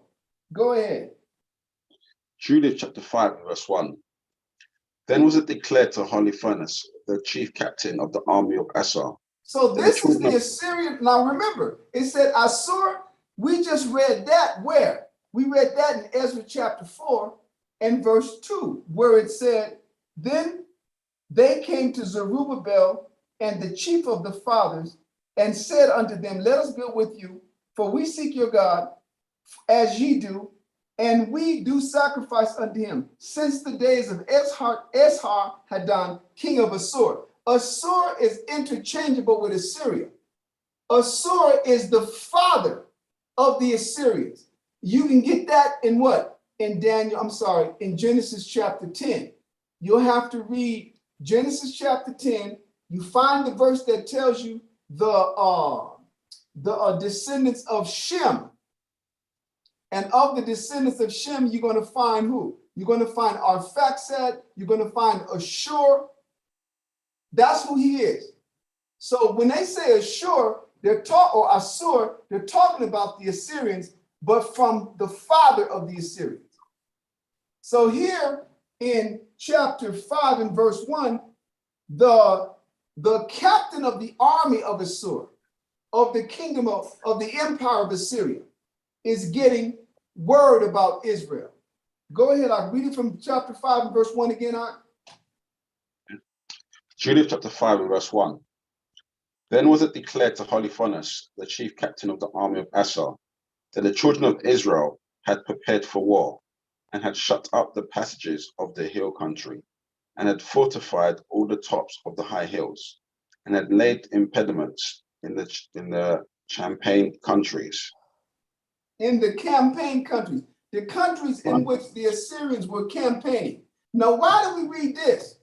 Because they're telling the people that's talking to the final Persian king, Artaxerxes, they're telling them the truth about us. They're not lying. This was our history. Remember, why did the Most High take us? We read in the book of Baruch why we got exiled to Babylon. Because the Most High gave us the opportunity to serve Babylon from our homeland, Jerusalem, to pay them tribute, and to do whatever it was the king of Babylon required, and we refused. We went out and paid the king of Egypt to ally to us, and then what? So the Most High had Babylon tear them all up. Babylon came and took down Assyria, they came and took down Israel, they came and took down Syria, they came and took down Egypt. But the only reason why we got sent is because we rebelled, Doc. So when we thank you, that's all I wanted on the Yetzirah. Just that it to be noted that we rebelled. Now let's get another one real quick before we read from Ezra. Let's go back to 2 Chronicles chapter 36, and I want you to read Yetzirah. Let me see.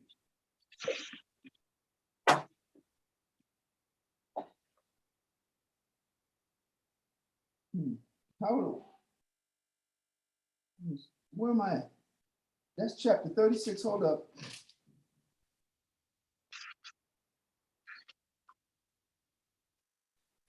I'm looking for, well, you know what? You guys can, let me see.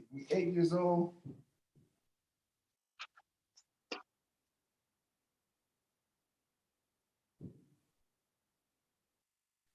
You guys can read this on your own. I want to go right to the verse, though. I want you to read verse, you're in chapter 36 of 2 Chronicles, and read verse 11 to 13. Okay. 2 Chronicles chapter 36. And verse 11, 12, and 13. Verse 11. Zedekiah was 31 years old when he began to reign. 1 and 20. So 21 years old when he began to reign, and reigned 11 years in Jerusalem. And he did that which was evil in the sight of the Lord his power, and humbled not himself before Jeremiah the prophet, speaking from the mouth of the Lord. Go ahead. And he also rebelled against King Nebuchadnezzar.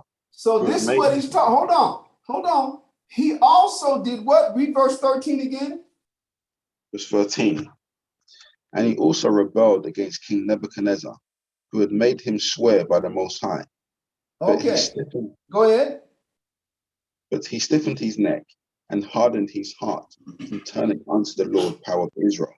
All right. Now let's go back to chapter 4 of Ezra, and we're going to read verse 15 again. And those are just some isolated incidents that this is referring to.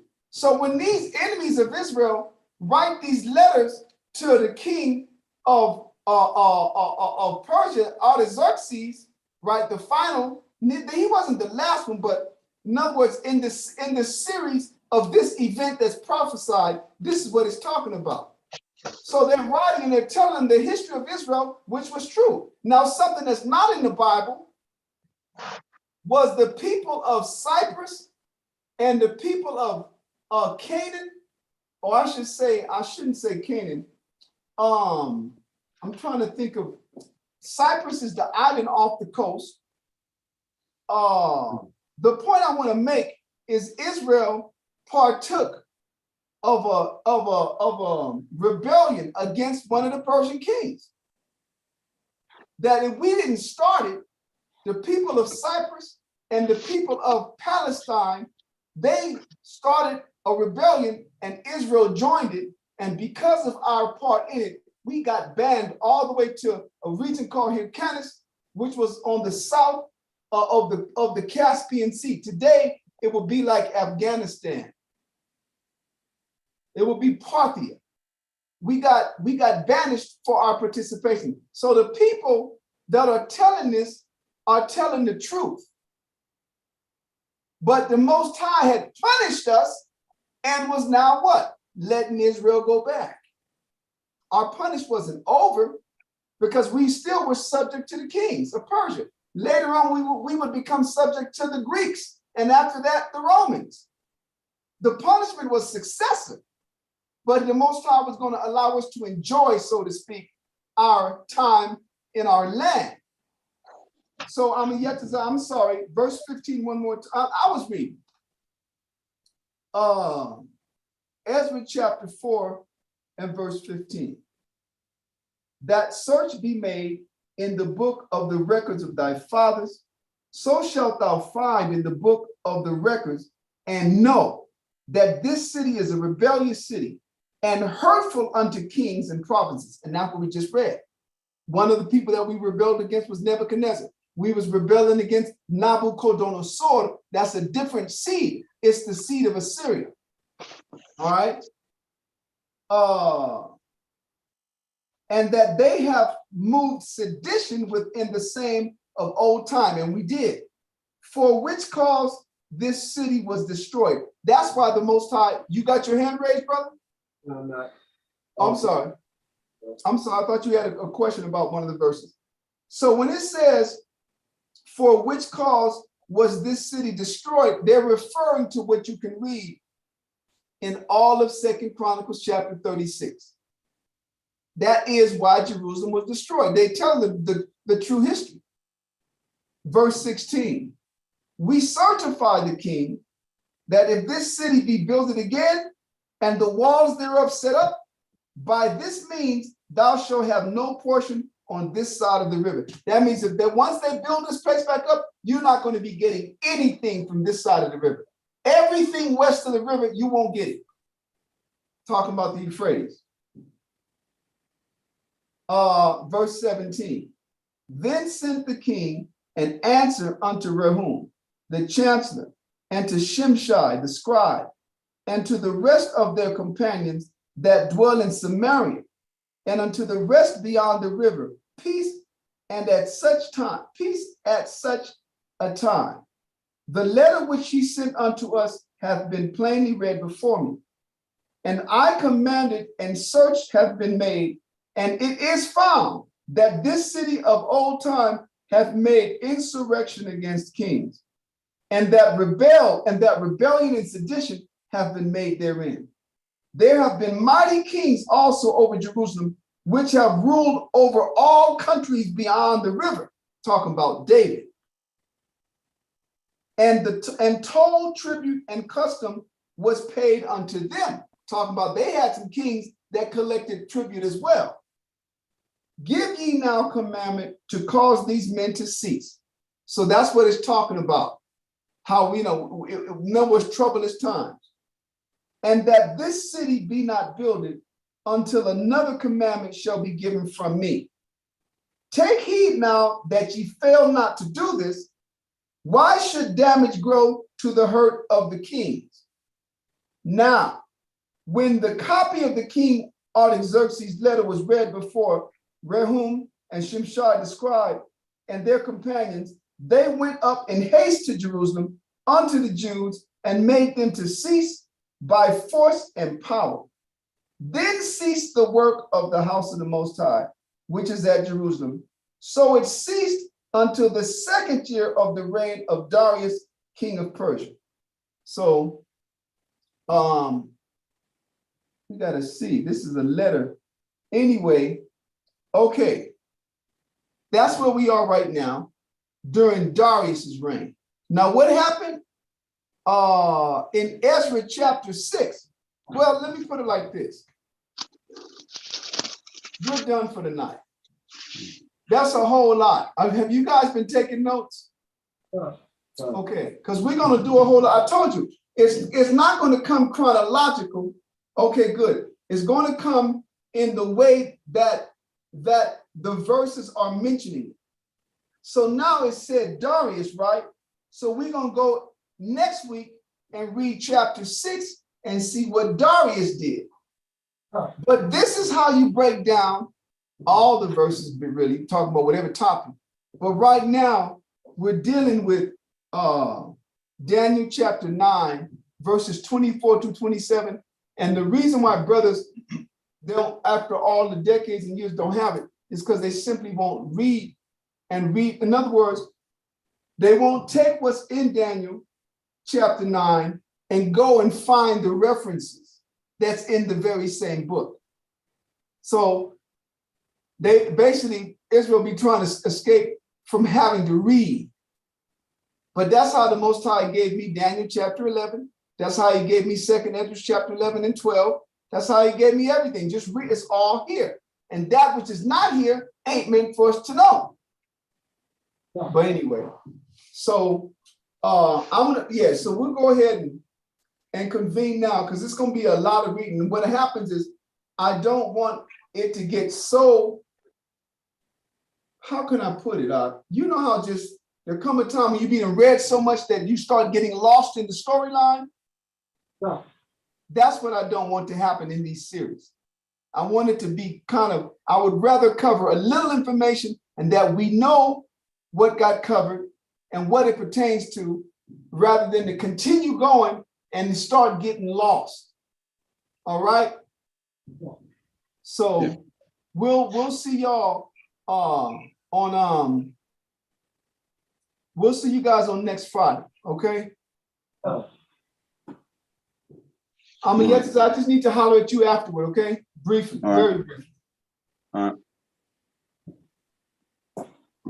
Shalom. All right, shalom, brothers.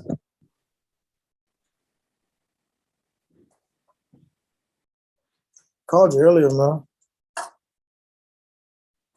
You called me back. I was caught up. Trying to say how you been, man.